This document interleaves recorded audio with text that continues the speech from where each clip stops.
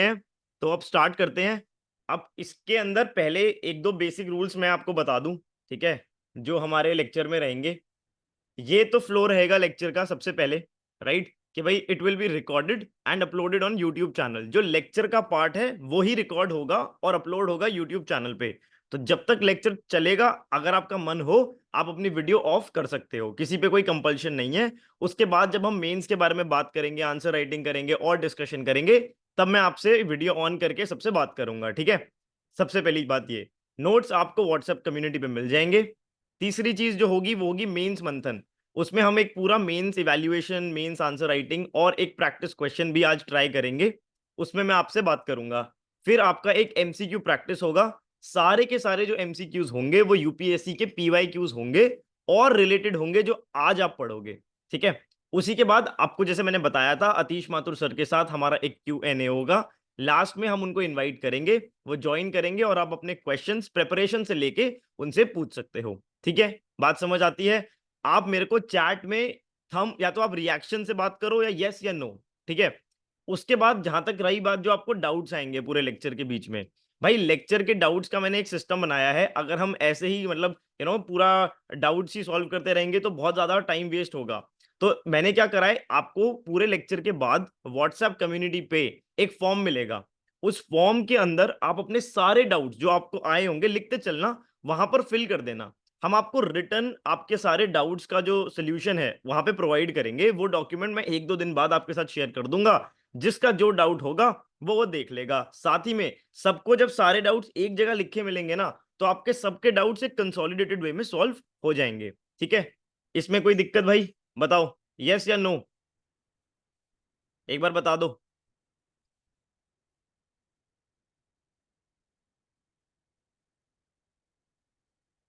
बोलो बोलो, यस।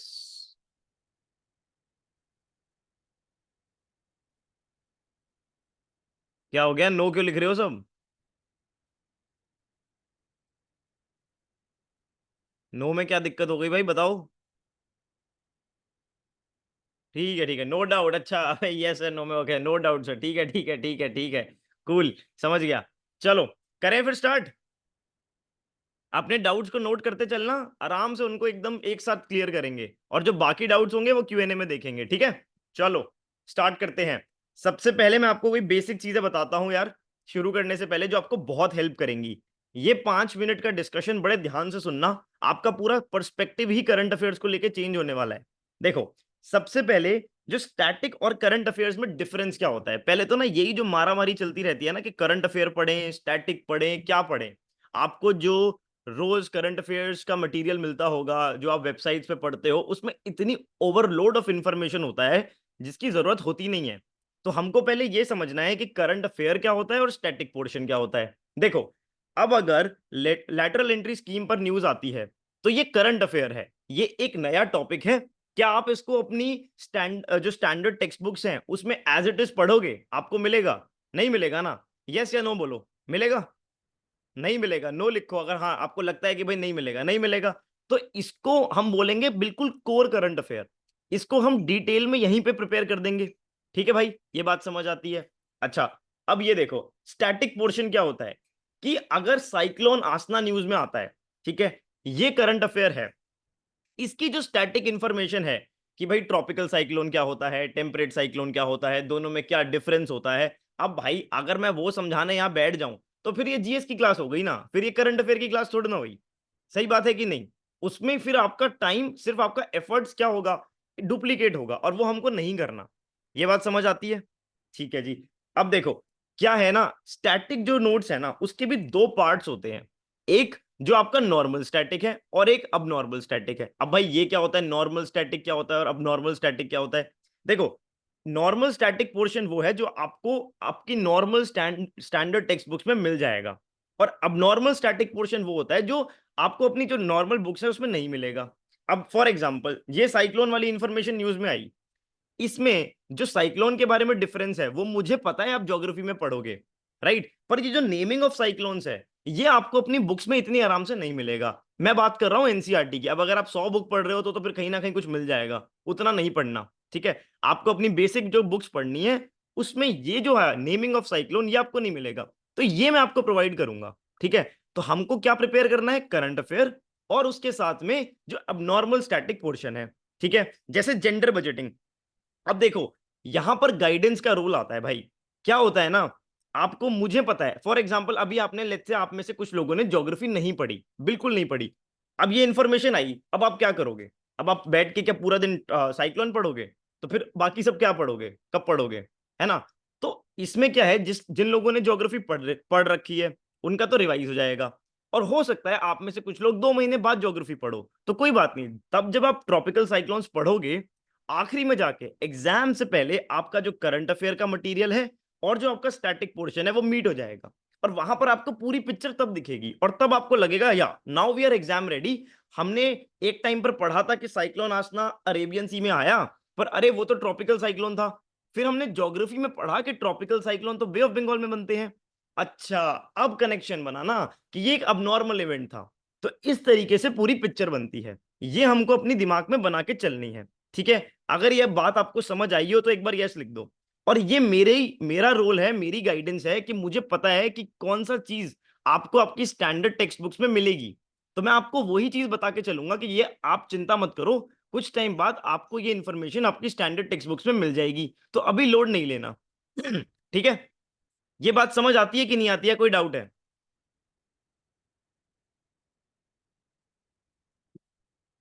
आती है, बहुत बढ़िया। ठीक है जी।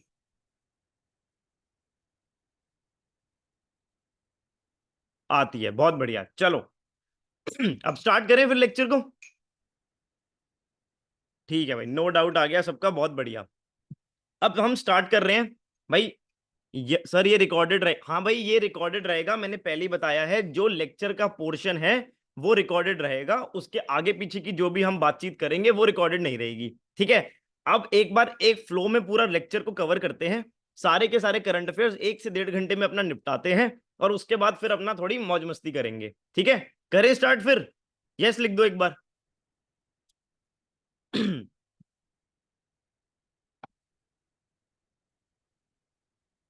चलो भाई। सॉरी यार, मेरे थोड़े गले में इशू हो रहा है, काफी चीजें मैंने रिकॉर्ड कर करके my throat is having some issue. Okay, let's start then.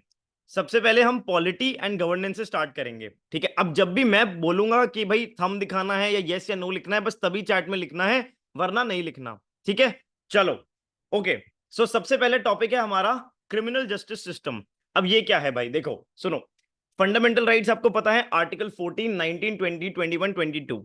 Majority of जो आपके इश्यूज हैं वो इन्हीं फंडामेंटल राइट्स के अराउंड रिवॉल्व करते हैं, ठीक है जी, ये बात समझ आती है।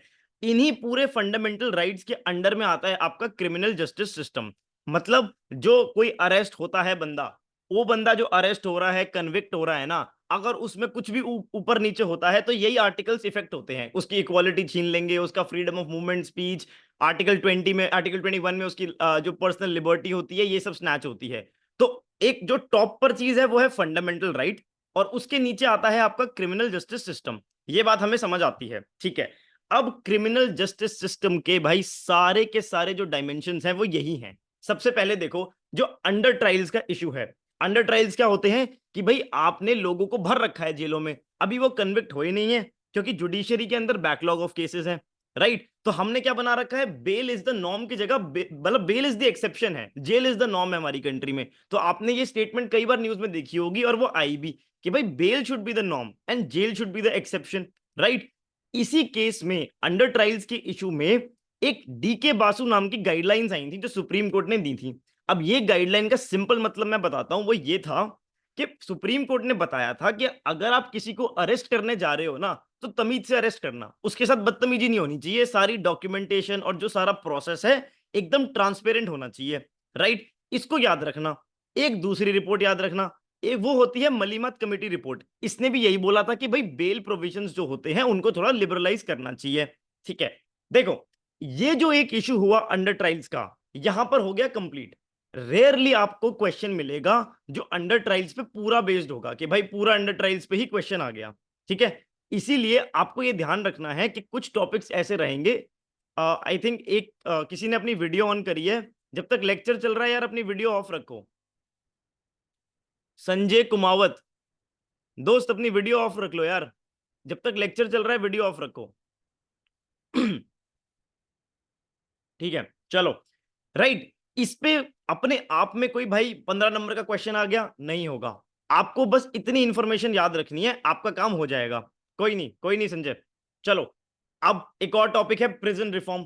प्रिजन रिफॉर्म अपने आप में एक बहुत कॉम्प्लेक्स टॉपिक है, उसके अलग अलग डिमेंशंस हैं और इसके ऊपर अपने आप में एक क्वेश्चन आने की चांसेस है, तो हमने इसको मार्क किया। उसके बाद एक और डिमेंशन है पुलिस रिफॉर्म्स, मतलब पुलिस किस तरह से बिहेव कर रही है, जो आपके लोग होते हैं जो अंडर ट्रायल्स होते हैं या फिर जो कन्विक्टेड लोग होते हैं। उसके बाद आपने सुना होगा, याद है वो क्या नाम था यार उसका, यूपी में विकास विकास दुबे नाम था शायद, जिसका इनकाउंटर हुआ था। तो ये फेक इनकाउंटर और एक्स्ट्रा जुडिशियल किलिंग्स, ये सब बहुत न्यूज में रहता है, राइट। ये भी एक डायमेंशन है क्रिमिनल जस्टिस सिस्टम की। तो अगर आप क्रिमिनल जस्टिस सिस्टम पे पूरा कोई आंसर लिख रहे हो, तो आपके पास अलग अलग डायमेंशन सब बनती चल रही हैं दिमाग में। कुछ डिमेंशंस ऐसी हैं जिन पर अपने आप भी एक पूरा क्वेश्चन बन सकता है, और कुछ ऐसी डिमेंशंस हैं जो कि मिनी डिमेंशंस हैं, उनको बस हम जितनी इंफॉर्मेशन रिक्वायर्ड है उतना पढ़ के चलेंगे।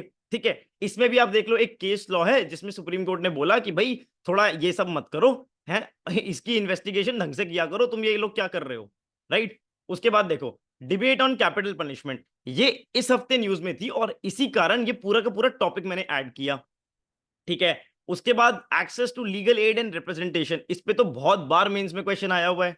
ठीक है जी, और एक witness protection and victim right. Witness protection क्या होता है भाई, जो विटनेस देते हैं उनके अगेंस्ट अगर वायलेंस होती है या उनको धमकाने की कोशिश होती है, तो उसके लिए आपकी जो पूरी पॉलिसी है वो सही होनी चाहिए, राइट। अब देखो करंट अफेयर्स पढ़ते कैसे हैं, हमने देखा क्रिमिनल जस्टिस सिस्टम के ये सारे एलिमेंट्स हैं, राइट। अब हम क्या करेंगे, हम न्यूज़पेपर का यूज करेंगे और एक एक एलिमेंट को जैसे जैसे वो न्यूज में आता जाएगा अपनी नजर बना के रखेंगे और कवर करते जाएंगे। जैसे इस बार आया डिबेट ऑन कैपिटल पनिशमेंट। ठीक है, देखो यहां पर एक एलिमेंट था डिबेट ऑन कैपिटल पनिशमेंट, अब वो कवर हो जाएगा। यहां पर हमको अपॉर्चुनिटी मिल गई, जो कोलकाता के अंदर रेप इंसिडेंट हुआ उसके बाद जितना ये पूरा आर्ग्यूमेंट चला, ये टॉपिक न्यूज में आ गया, तो अब हम इसको प्रिपेयर कर लेंगे। क्रिमिनल जस्टिस सिस्टम को आप वैसे भी अपनी स्टैंडर्ड बुक्स में लक्ष्मीकांत या गवर्नेंस की बुक्स में पढ़ते हो नहीं, और देखो अगर कुछ लोग पढ़ते भी हैं तो वो कुछ ज्यादा ही पढ़ाई कर रहे हैं, उतनी भी नहीं करनी। अगर आप बेसिक बुक्स पढ़ते चल रहे हो ना, तो ये चीजें आपको करंट अफेयर से प्रिपेयर करते चलनी है, राइट। अच्छा, अब देखो एक बात मैं इसमें तुम्हें समझाता हूं। बहुत लोग बोलते हैं कि मेंस मेंस के बारे में सिखाओ, मेंस के बारे में सिखाओ। अगर आपके सामने कोई भी क्वेश्चन आता है जो कि होता है डिबेट पे बेस्ड, मतलब क्या ये चीज सही है या गलत, बड़ी कंट्रोवर्शियल है, जैसे यूनिफॉर्म सिविल कोड पे चल रहा है, जैसे अब आपका ये कैपिटल पनिशमेंट की डिबेट हो गई, ये एक डिबेट है। कोई भी डिबेट का क्वेश्चन अगर मेंस में आता है तो उसको कैसे आंसर करना होता है, देखो कभी आपने सुना है, अगर आपको पता चले किसी की लड़ाई हो गई है, कोई कलेश चल रहा है, और आपको किसी थर्ड पर्सन को जाके वो कलेश बताना है, आपको वही करना है मेंस के अंदर। आपको मेंस के आंसर को बताना है कि भाई सुनो, पता है ऐसा कुछ हुआ है, दो लोगों के बीच में लड़ाई हो रही है, पहला बंदा ये बोल रहा है, दूसरा बंदा ये बोल रहा है, और मुझे ऐसा लगता है कि ऐसा होना चाहिए। ये है आपका answer structure for every debate question. अब इस स्ट्रक्चर को फिट कर देना हर क्वेश्चन में। इंट्रोडक्शन ये होगा कि आप डिबेट को इंट्रोड्यूस करोगे कि डिबेट किस बारे में है, राइट। जैसे कैपिटल पनिशमेंट की डिबेट को आप इंट्रोड्यूस करो, उसके बाद एक होगा उसका पॉजिटिव आर्ग्यूमेंट, एक नेगेटिव आर्ग्यूमेंट होगा, दोनों आर्ग्यूमेंट्स को आप प्रेजेंट करो, ये समझ आता है। और आखिरी में ना चुपचाप अपना एक बैलेंस्ड ओपिनियन देके आंसर को बंद कर दो। यही है डिबेट के, किसी भी डिबेट के टॉपिक को आंसर करने का फॉर्मेट। आगे और भी एग्जाम्पल है जो हम देखेंगे, ठीक है। अब तक कुछ बात समझ आ रही है? बताओ यस या नो लिख दो। बोलो बोलो, यस यस यस आ रही है। अभी कोई डिबेट के क्वेश्चन में दिक्कत होगी? नहीं होगी ना? अभी आगे और भी एग्जांपल देखेंगे, ठीक है। चलो, अब देखो, अब ये तो सिंपल इंफॉर्मेशन है भाई, सीधी सी बात है। अगर आपको डिबेट कैपिटल पनिशमेंट की डिबेट पे कोई आंसर लिखना है, आर्ग्यूमेंट्स इन फेवर, उसमें सबसे इंपॉर्टेंट याद रखना बच्चन सिंह केस। इसमें उन्होंने बोला था कि ठीक है भाई डेटरेंट तो ये है, पर क्या लिखा है, रेयरेस्ट ऑफ रेयरेस्ट केस में इसको यूज करना है। इस बात को याद रखना, ये वर्ड तो बहुत बार यूज होगा, रेयरेस्ट ऑफ रेयर डॉक्ट्राइन। ठीक है जी, समझ आ गया। Please explain structure once again. भाई डिबेट अगर है, तुम एक बात बताओ, तुमने किसी से लड़ाई, तुमने देखा दो लोगों की लड़ाई हो रही है, अब तुम्हें किसी तीसरे इंसान को जाके बतानी है, कैसे बताओगे? पहले तुम यही बताओगे ना, यार पता है इस बात पे लड़ रहे हैं, वो जो पहला बंदा है वो ये बोल रहा है और जो दूसरा बंदा है वो ये बोल रहा है, और मुझे तो यार ऐसा लगता है कि इनको ऐसे सुलह कर लेनी चाहिए। ये है आपका डिबेट का answer. Introduction, positive argument, negative argument, and and the topic and the answer with a balanced एक अपना वे फॉरवर्ड। यार हमें लगता है कि ऐसे सुलझा लो, बस खत्म, यही है। कोई भी डिबेट का क्वेश्चन मिले यही चलेगा। ठीक है जी। अब देखो, हमने आर्ग्यूमेंट्स इन फेवर देखे, हमने आर्ग्यूमेंट्स अगेंस्ट देख लिए कि भाई राइट टू लाइफ के अगेंस्ट है। आपने देखा होगा इस हफ्ते जो न्यूज में आई थी वो थी वर्मा कमेटी, उन्होंने बोला था भाई ये बेकार है, ये कोई अच्छा डेटरेंट नहीं है, इसको हटा देना चाहिए। आपको बेसिक इंफॉर्मेशन याद रखनी है और उसके बाद एक प्रपोज्ड वे फॉरवर्ड है, आराम से बना के दे दिया है भाई, इसको पढ़ लेना, कोई भी दिक्कत नहीं होगी, बिल्कुल बेसिक इंफॉर्मेशन है। ठीक है, समझ आती है बात, नहीं आती? कि हमको फोकस करना चाहिए लाइफ इम्प्रिजनमेंट पे, ऑल्टरनेटिव्स फाइंड करने चाहिए, रिहैबिलिटेशन पे फोकस करना चाहिए, वही सारी नॉर्मल अच्छी अच्छी सुनने वाली बातें। ठीक है, आई बात समझ? तो ये हमारा एक टॉपिक कंप्लीट होता है। चलो आगे चलते हैं। अब देखो, लैटरल एंट्री स्कीम मिला ना, एक और डिबेट का क्वेश्चन, बताओ ये भी डिबेट है कि नहीं है? कि भाई होनी चाहिए कि नहीं होनी चाहिए? बताओ बताओ, यस या नो? अब कुछ समझ आ रहा है कि अगर इस पे क्वेश्चन आ गया यूपीएससी में, जो कि, बोलो बोलो, ये वे फॉरवर्ड बेसिकली मतलब क्या है भाई? वे फॉरवर्ड मतलब कि एक आप लास्ट में अपने आंसर को कंक्लूड करते हो कि जो भी ये पॉइंट्स हैं, हमने जो पूरा आर्ग्यूमेंट आपके सामने रखा है, हमें क्या लगता है कि आगे चल के ये जो पूरा इश्यू है इसको कैसे सॉल्व करना चाहिए, वो होता है वे फॉरवर्ड। ठीक है, अब देखो, लेटरल एंट्री स्कीम, इसके पीछे पागल नहीं होना है, यूपीएससी भी पागल नहीं है वो इस पे क्वेश्चन पूछ दे। बहुत ही ज्यादा कंट्रोवर्शियल इशू है, इस पे क्वेश्चन आने के नेग्लिजिबल चांसेस है, नेग्लिजिबल। पर फिर भी कुछ लोगों को है कि भाई आ गया तो हमें तो बिल्कुल सारे 250 में से 250 नंबर लाने हैं। तो लो भाई, तीन तीन पॉइंट हैं, पढ़ के चल लेना आराम से। देखो, सेकेंड एआरसी आप हर जगह यूज कर सकते हो, इतने एग्जाम्पल मिलेंगे ना इसके, ये सबसे फेवरेट है यूपीएससी की। और नीति आयोग, उन्होंने बोला है कि भाई होनी चाहिए, वो स्पेशलाइज्ड नॉलेज लाते हैं, स्किल्स लाते हैं। इसका अगर मोटा मोटा आर्ग्यूमेंट देखो ना, तो लैटरल एंट्री स्कीम से स्पेशलाइजेशन आती है कि जो इंडस्ट्री के अंदर लोगों को एक्सपीरियंस है प्राइवेट सेक्टर में, वो अगर गवर्नमेंट में आएंगे तो वो स्पेशलाइजेशन लेके आएंगे। और जो काउंटर आर्ग्यूमेंट है वो यही है कि अगर ये लोग आएंगे तो क्या होगा कि आप लोग इतनी मेहनत करके एग्जाम क्लियर करके 10 साल 15 साल सर्विस करके वहां पे पहुंचोगे, और भाई कोई प्राइवेट सेक्टर से एक इंटरव्यू के बेसिस पे आपकी पोजीशन पे आके बैठ जाएगा, तो क्या इसमें करप्शन हो सकता है, नेपोटिज्म हो सकता है, पॉलिटिकल लॉयल्टी जो होती है वो हो सकती है? बिल्कुल हो सकती है। यही तो इसकी एप्रीहेंशंस हैं। इस पूरे सिस्टम को पता है क्या बोलते हैं? Spoils system. अगर कुछ याद रखना है ना तो ये वर्ड याद रखना, स्पॉइल्स सिस्टम। यही जो आप बात कर रहे थे ना, अभी किसी ने डाउट पूछा था कि अलग अलग सी टर्म्स आती हैं न्यूज में तो कैसे पढ़ते चलें, तो ये है उस टर्म का मतलब, जो मैं आपको ऐसे कुछ अलग अलग टर्म्स जो आएंगे वो समझाता चलूंगा। ठीक है, स्पॉइल्स सिस्टम, ये वर्ड याद रखना। इसका मतलब है कि अगर आप जो लेटरल एंट्री स्कीम में करप्शन होने लग जाए, नेपोटिज्म होने लग जाए, तो हम उसको बोलेंगे स्पॉइल सिस्टम। राइट, सिंपल सा वे फॉरवर्ड है, 2 लाइन का, यही पढ़ के चलना है, और अपना अगर बाई चांस आंसर आ जाए तो लिख के आ जाना। ठीक है जी, ये टॉपिक यहीं खत्म हुआ। कोई और अपडेट आए, याद रखना पॉलिटी में हमने पढ़ा था अगस्त में, यहीं जाके 2-3 पॉइंट और ऐड कर देना बस, इसके साथ और कुछ नहीं पढ़ना। चलो आगे चलते हैं। हाँ जी, ये देखो एक और ऐसा टॉपिक। अब मुझे आप लोग बताओगे ये कौन सी बुक में मिलेगा आपको, कौन सी स्टैंडर्ड बुक में ये आपको लिखा मिल जाएगा? स्पोर्ट्स गवर्नेंस मिलेगा कि नहीं मिलेगा? बताओ, मिलेगा? जल्दी बता दो। नहीं मिलेगा? नो, आने लग गए नो, बिल्कुल। तो अब क्या करें? ये हुआ करंट अफेयर, राइट? इसको हमने यहीं प्रिपेयर कर देना है, न्यूज इन डिटेल है, आखिरी में जाके जब रिवाइज कर रहे होंगे गवर्नेंस को, स्पोर्ट्स गवर्नेंस को रिवाइज कर लेंगे। मोटी बात पकड़ो, अब क्या है? ये है कि भाई स्पोर्ट्स इंडिया में जो स्टेटस है इंडिया का, वो क्या है? वो ये है कि भाई हम बस क्रिकेट देख रहे हैं, फुटबॉल भी इतना ही देखते हैं, और ओलंपिक्स तो छोड़ ही दो, दूर की बात है। जब किसी को मेडल मिल जाता है तो वो पॉपुलर हो जाते हैं, उससे पहले तो किसको क्या ही पता, राइट? अगर कोई भी प्रॉब्लम है तो कोई तो रीजंस होंगे, होंगे कि नहीं होंगे? बिना रीजंस के तो कोई प्रॉब्लम होती नहीं। तो किसी भी आंसर में अगर कोई प्रॉब्लम को एक्सप्लेन कर रहे हो तो दिमाग में ऑब्वियसली आना चाहिए कि इसके रीजंस भी एक्सप्लेन करने हैं। ये रहे वो रीजन, ब्यूरोक्रेसी और करप्शन, इसी को लेके पूरा का पूरा ये जो अभी प्रोटेस्ट चला था वो हुआ था, राइट? उसके बाद इनएडुकेट फंडिंग, ये तो फंडिंग वाला पॉइंट ना हमारे इंडिया में ऐसा पॉइंट है, कहीं कुछ समझना है ना इसको डाल डाल दो कि भाई फंडिंग तो हर जगह कम है, पैसों की तो बिल्कुल ही किल्लत है। लैक ऑफ इंफ्रास्ट्रक्चर, स्पोर्ट्स का इंफ्रास्ट्रक्चर कितना कम है, कितने अच्छे स्टेडियम्स हैं इंडिया में, बहुत ही कम है तो क्रिकेट के हैं, राइट? तो स्पोर्टिंग फैसिलिटीज बहुत कम है।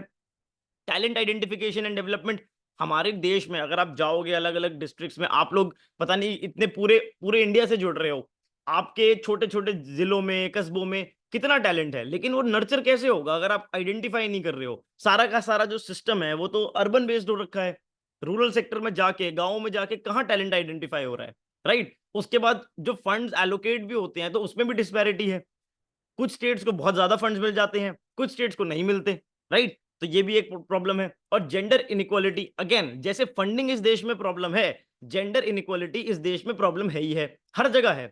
बताओ है कि नहीं है?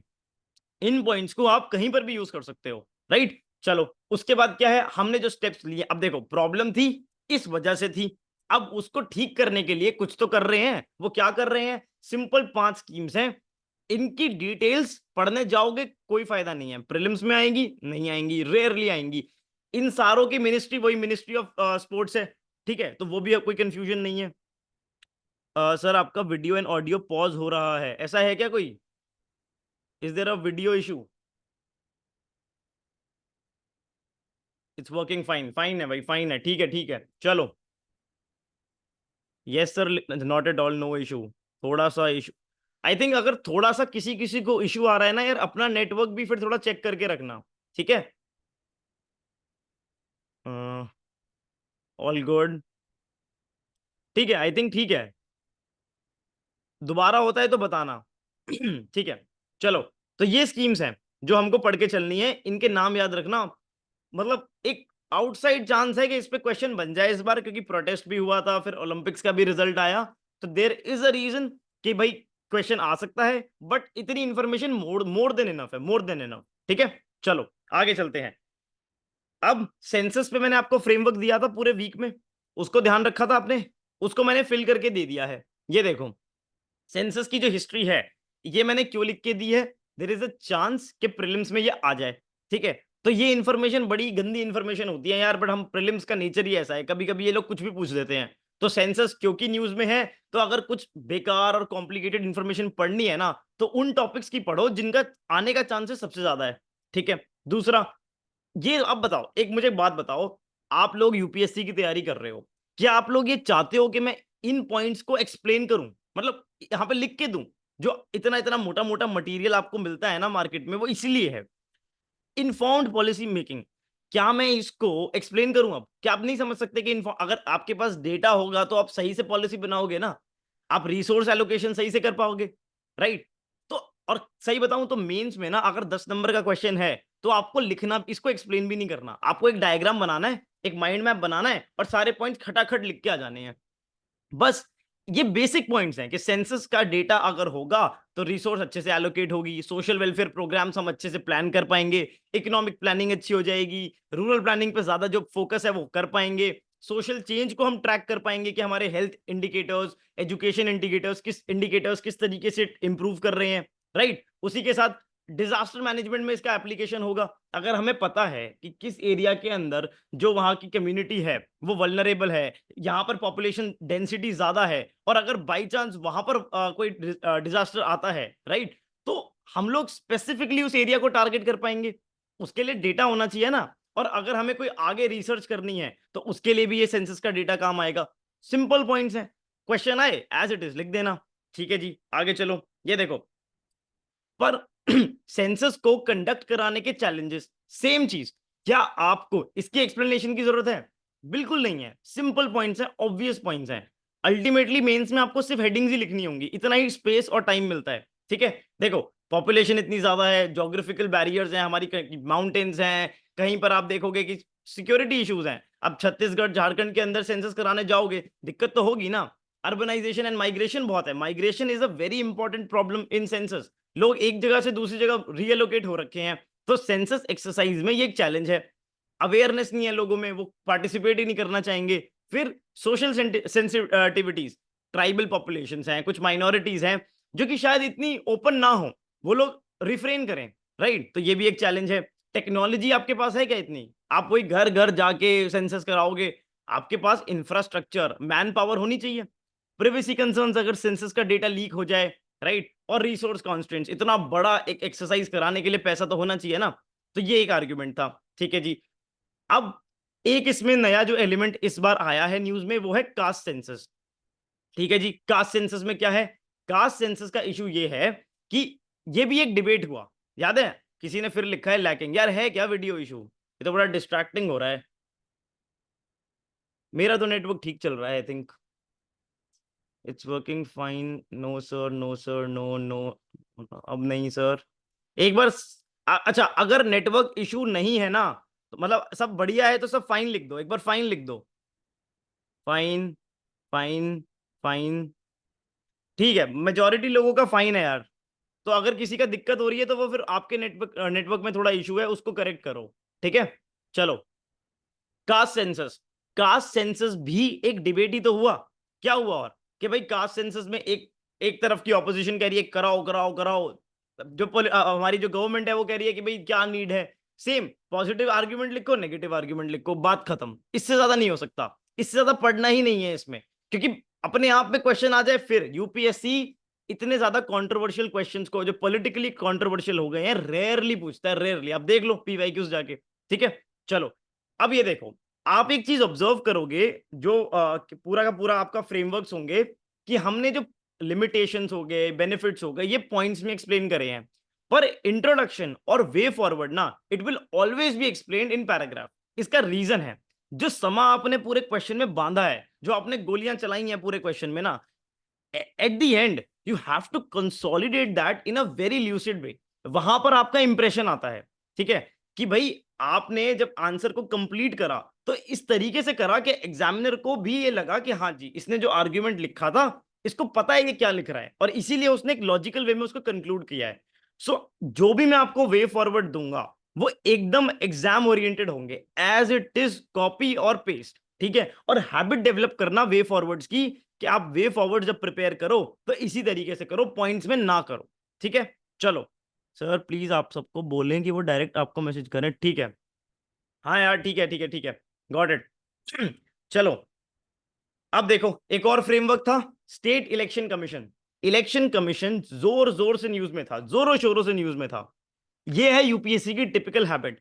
पूरी दुनिया अब भागेगी इलेक्शन कमीशन को प्रिपेयर करने में, और वो बीच में से डाल देंगे स्टेट इलेक्शन कमीशन।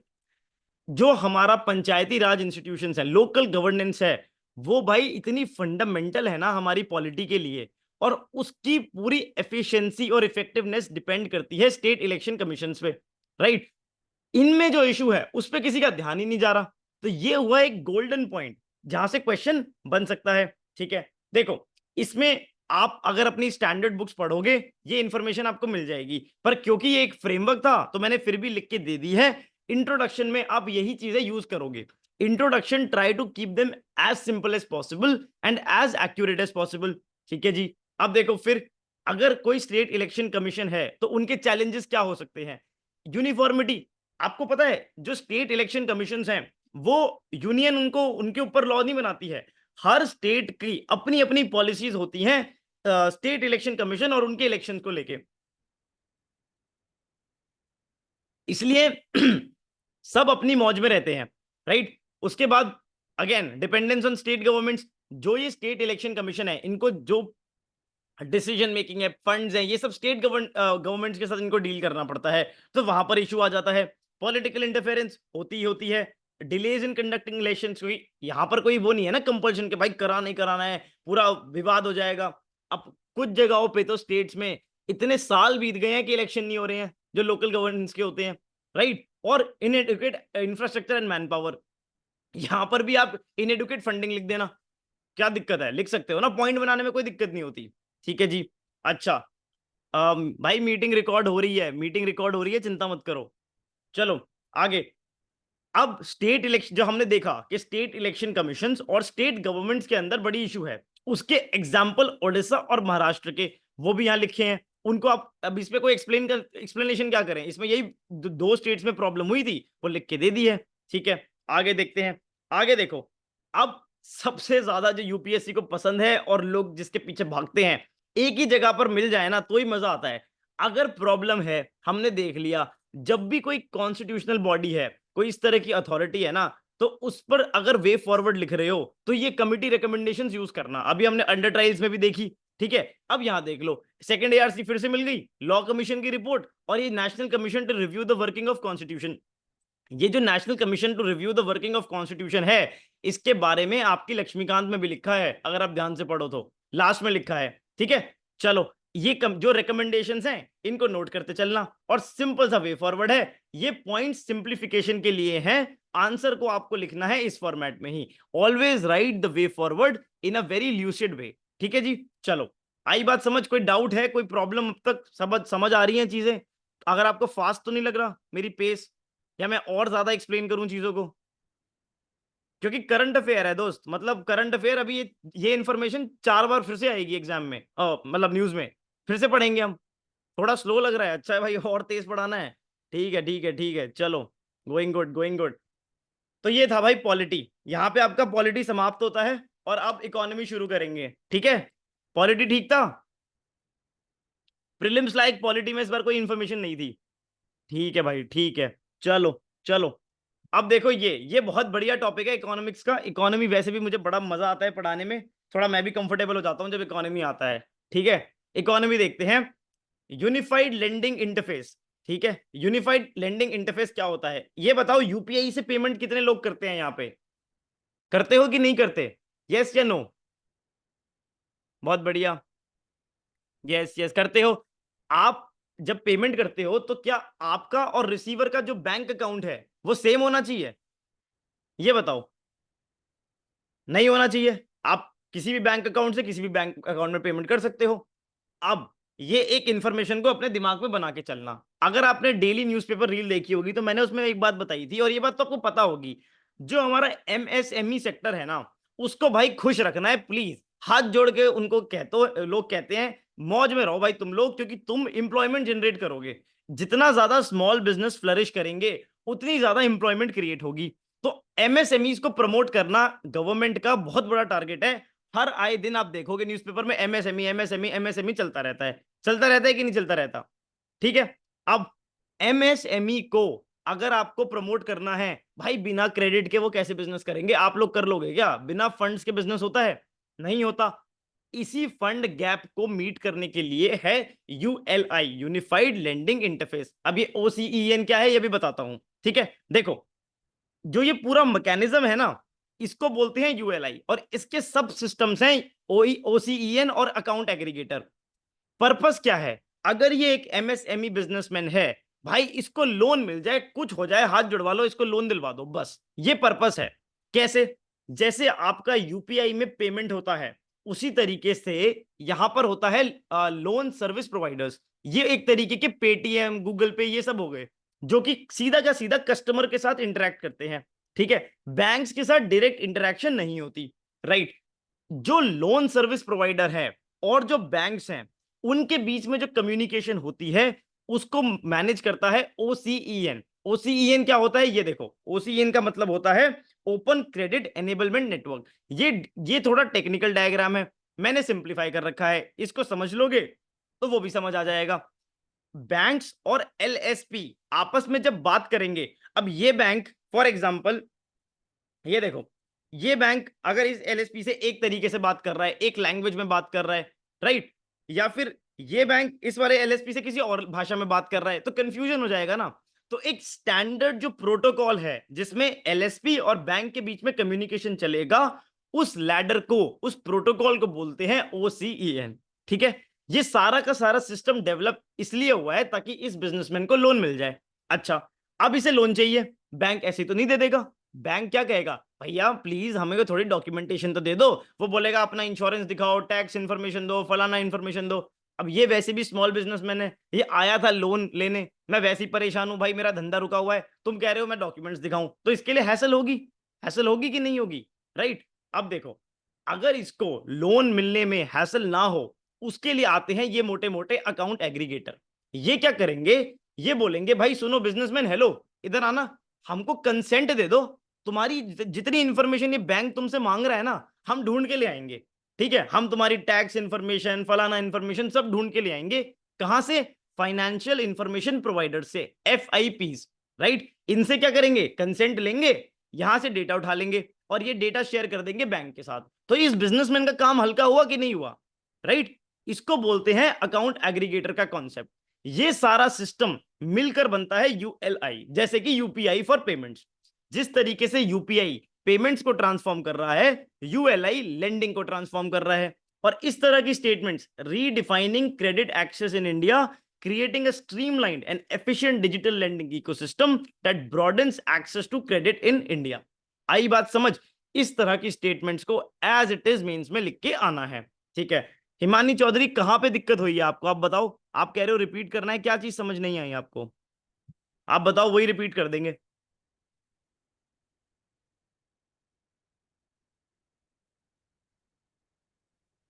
ULI, अच्छा पूरा कॉन्सेप्ट ही समझ नहीं आया क्या? अच्छा, एक बार ब्रीफ में फटाफट बताता हूं, थोड़ा कॉम्प्लिकेटेड है। देखो, ULI में हमको क्या करना है? ये बिजनेसमैन है, इसको लोन देना है। लोन अगर हमको इसको दिलवाना है तो LSP और बैंक्स का कॉम्बिनेशन काम करेगा। LSP क्या हुए? जैसे कि पेटीएम और गूगल पे। अब LSP और बैंक्स के बीच में जो बातचीत होगी उसको स्ट्रीमलाइन और स्टैंडर्डाइज करेगा OCEN। ये एक तरह की प्रोटोकॉल है जो ये लोग बात आपस में बातचीत करने में फॉलो करेंगे कि हाँ भाई, अदब से बात करनी है आपस में, कुछ भी नहीं कि कोई भी जेनजी टोन में बात कर रहे हो। राइट, और अगर इस बिजनेसमैन को बैंक को इंफॉर्मेशन देनी है तो ये डायरेक्टली नहीं देगा, क्योंकि इस बेचारे से दी नहीं जाएगी। वो इंफॉर्मेशन प्रोवाइड करने के लिए अकाउंट एग्रीगेटर का रोल होगा। अकाउंट एग्रीगेटर इससे कंसेंट लेगा, कंसेंट लेके FIP से सारी इंफॉर्मेशन कलेक्ट करेगा और आगे जाके बैंक्स को फॉरवर्ड कर देगा, ताकि इसको जो लोन मिलने का प्रोसेस है वो सिंपल हो जाए। बिल्कुल चिराग, आप बहुत सही बात लिख रहे हो, सिंप्लीफिकेशन ऑफ लोन प्रोसीजर यही टारगेट है। राइट, अब इसमें कंसोलिडेशन कैसे है? जो आपकी पहले ट्रिनिटी हुआ करती थी आधार वगैरह वाली, अब नई ट्रिनिटी है UPI, जैम और ULI। जन जनधन बैंक अकाउंट खोले थे, आधार और मोबाइल, पहले तो ये दिया था। उसके बाद इसमें UPI और ULI अगर जोड़ दोगे तो पूरा इतना बढ़िया एक इकोनॉमिक इकोसिस्टम बन जाएगा जिसमें डिमांड जनरेट होगी। अब एक बात बताओ ना, MSME जब गुड्स प्रोड्यूस करेंगे तो उससे भी तो GDP की ग्रोथ होगी, डिमांड। और एक बात बताओ, जब MSME एम्प्लॉयमेंट जनरेट करेंगे तो उससे इनकम लेवल बढ़ेंगे, इनकम लेवल्स बढ़ेंगे तो डिमांड बढ़ेगी, डिमांड बढ़ेगी तो प्रोडक्शन बढ़ेगी, प्रोडक्शन बढ़ेगी तो GDP बढ़ेगी। Right, no need of loan person to go to, या करेक्ट करेक्ट, बैंक के पास आपको डॉक्यूमेंटेशन का हैसल नहीं करना। अकाउंट एग्रीगेटर्स यही काम करते हैं, आपकी और बैंक की इंफॉर्मेशन को ईज कर देते हैं। ठीक है, अब ये इसी का डायग्रामेटिक एक्सप्लेनेशन है। आप देखो, ये FIUs हमने पढ़े थे, FIPs पढ़े, क्या क्या होते हैं, इनकम टैक्स वगैरह वाले। ये रिक्वेस्ट करेंगे डेटा को, ये कंसेंट देगा, आगे ये शेयर कर देंगे, ये इंफॉर्मेशन है। ठीक है, account aggregator can leak info, definitely they can, but उनको बहुत अच्छे से रेगुलेट किया जाता है। Right, that is the thing ना, आपको रेगुलेट करके चलना है काम को, तभी तो बढ़िया होगा। RBI, और हाँ, बहुत अच्छा क्वेश्चन है, RBI इनका रेगुलेटर है, ये भी ध्यान रखना। ठीक है, चलो आगे चलते हैं। अब ये क्रॉस बॉर्डर पेमेंट, भाई ये अपने आप में अगेन एक करंट अफेयर का एग्जांपल, जैसे ULI एक करंट अफेयर था, ये भी एक करंट अफेयर है। पूरी की पूरी इंफॉर्मेशन यहां लिखी है, इससे बाहर मत जाना, क्योंकि इससे बड़ा कोई क्वेश्चन आ जाए मेंस में, नेग्लिजिबल चांस, प्रीलिम्स में कुछ आ जाए, रेयर। ठीक है, चलो, और कुछ डाउट्स आ रहे हैं तो शीट मिलेगी आपको, उसमें लिख के दे देना, सारे के सारे आंसर्स वहां पे मिल जाएंगे। ठीक है, चलो आगे चलते हैं। देखो, एक, अब जैसे हमने डिबेट का फ्रेमवर्क देखा था, अब एक और फ्रेमवर्क समझते हैं मेंस आंसर राइटिंग का इस इंफॉर्मेशन के थ्रू। देखो क्या होता है, अगर आपको कोई भी क्वेश्चन ऐसा मिलता है ना जहां पर, और इसमें मेरे को आप सपोर्ट करना, यस या नो लिखते चलना, जहां पर कोई गोल है, क्वेश्चन के अंदर कोई गोल मेंशन्ड है, जैसे कि इन्वायरमेंट में हम पढ़ते हैं नेट जीरो हमें करना है 2070 तक, इसी तरीके से हमको जो क्रॉस बॉर्डर पेमेंट्स हैं वो इंप्रूव करनी है। तो ये मैं क्या बोल रहा हूं, मैं ये बता रहा हूं ना कि यार हमको ना यहां पहुंचना है, ये हमारी डेस्टिनेशन है कि नहीं? ये बात समझ आती है नहीं? यस या नो लिखो। गोल बेस्ड क्वेश्चंस समझ आते हैं कि नहीं आते? आते हैं। ठीक है, अगर आपकी कोई डेस्टिनेशन है, कोई भी गोल है, तो आपका स्टार्टिंग पॉइंट भी होना चाहिए कि उस गोल पे पहुंचने के लिए आप कहां से शुरू कर रहे हो, आज आप कहां पर हो, है कि नहीं? यस या नो लिखो। आज की प्रेजेंट सिचुएशन और गोल इन माइंड। कोई भी गोल बेस्ड क्वेश्चन अगर मेंस में दिखता है तो उसका इंट्रोडक्शन आज की प्रेजेंट सिचुएशन होती है। आपको बनना है $5 ट्रिलियन इकोनॉमी, इंट्रोडक्शन से शुरू करो, आज क्या सिचुएशन है। आपको नेट जीरो पे जाना है, इंट्रोडक्शन पे शुरू करो कि आज आपकी जो एनर्जी प्रोडक्शन है वो कितनी फॉसिल फ्यूल से आ रही है, कितनी नॉन फॉसिल फ्यूल उससे आ रही है। ठीक है, आपको जाना है कि आपको क्रॉस बॉर्डर पेमेंट्स को बहुत ज्यादा स्ट्रीमलाइन करना है, तो आज क्या इशू है, ये इंट्रोडक्शन हो गया। हर गोल बेस्ड क्वेश्चन का इंट्रोडक्शन क्लियर हो गया कि नहीं हो गया? कोई कोई दिमाग लगाना है अब, कोई भी क्वेश्चन आ जाए, कोई भी गोल है, अपने आप से पूछो। अगर अच्छा क्वेश्चन आता है कि हमें कोऑपरेटिव फेडरलिज्म प्रमोट करना है, अपने आप से पूछो भाई आज इंट्रोडक्शन क्या हो गया इंडिया में, आज जो फेडरलिज्म है उसकी सिचुएशन क्या है। बस गोल, अगर गोल बेस्ड क्वेश्चन है तो इंट्रोडक्शन प्रेजेंट सिचुएशन होगी। आई बात समझ की नहीं आई? Sir repeat please. आई प्रेरणा बात समझ? गोल बेस्ड क्वेश्चन आता है, net zero, $5 trillion economy, cooperative federalism, cross border payment, introduction is present situation. अब आंसर को डिजाइन कैसे करना है सुनो। आपने इंट्रोडक्शन में तो बता दिया भाई हम आज यहां पर हैं, ये हमारी आज की सिचुएशन है कि क्रॉस बॉर्डर पेमेंट्स में कॉस्ट ज्यादा है, स्पीड कम है, लिमिटेड एक्सेस है, इनसफिशिएंट ट्रांसपेरेंसी है। हमको अपने गोल पे पहुंचना है, तो पहुंचने के लिए कोई स्टेप्स तो ले रहे होंगे ना हम। जो हमें गोल पे पहुंचना है उसके लिए क्या स्टेप्स ले रहे हैं, वो स्टेप्स आपको मेंशन करने हैं। क्या वो स्टेप्स इनफ हैं या हमको कोई और स्टेप्स भी लेने चाहिए, वो आप मेंशन करोगे, अदर स्टेप्स नीडेड। और आखिरी में अपने आंसर को कंक्लूड करोगे कि हाँ देखो जो स्टेप्स ले रहे हैं वो भी अच्छी बात है, प्लस हमको ये और स्टेप्स भी लेने चाहिए, तो हम इस गोल को अचीव कर लेंगे। इस तरीके से वो कहते हैं ना, समा बांध दो पूरा, यहां से शुरू करें, ये करेंगे, ये और करना चाहिए, ये कर रहे हैं, और हम अगर ये करते चले तो अपने गोल तक पहुंच जाएंगे। बात खत्म, इतनी सी बात होती है। राइट, इसमें भी सेम चीज अप्लाई हो रही है। आज के टाइम पे जो क्रॉस बॉर्डर पेमेंट्स हैं उनकी कॉस्ट हाई होती है, स्पीड लो होती है, जो मैंने बताया, हमको एज इट इज उसको ऑपोजिट करना है।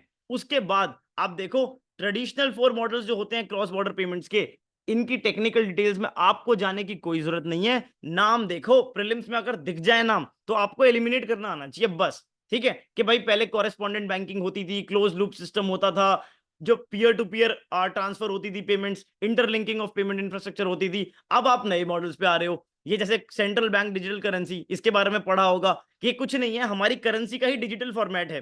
राइट, उस ये डिजिटल पेमेंट नहीं है। अगर आपके नोट को, जो आपका रुपी का नोट है उसको डिजिटल कर दें तो वो ये हो गई। ठीक है, उसके बाद लिंकिंग फास्ट पेमेंट सिस्टम हो गया, इंस्टेंट आईपीएस, जैसे कि आपका आप बैंक ट्रांसफर करते हो तो उसमें आईएमपीएस यूज करते हो, उसी तरीके से हो गया। डिस्ट्रीब्यूटेड लेजर टेक्नोलॉजी, लेजर जहां पर भी दिखे ना वो ब्लॉकचेन पे बेस्ड होता है, तो ये उसको यूज करता है। तो ये नए मॉडल्स हैं जिसपे आप शिफ्ट कर रहे हो ताकि आपका ये गोल अचीव हो जाए। अच्छा, उसके साथ हमको ना ये सब और करना चाहिए कि आप क्रॉस बॉर्डर पेमेंट्स में जो कंप्लाइंस होती हैं बहुत ज्यादा होती हैं, थोड़ा उसको चिल करो यार। ठीक है, एंगेज करो नॉन बैंकिंग एंटिटीज को भी।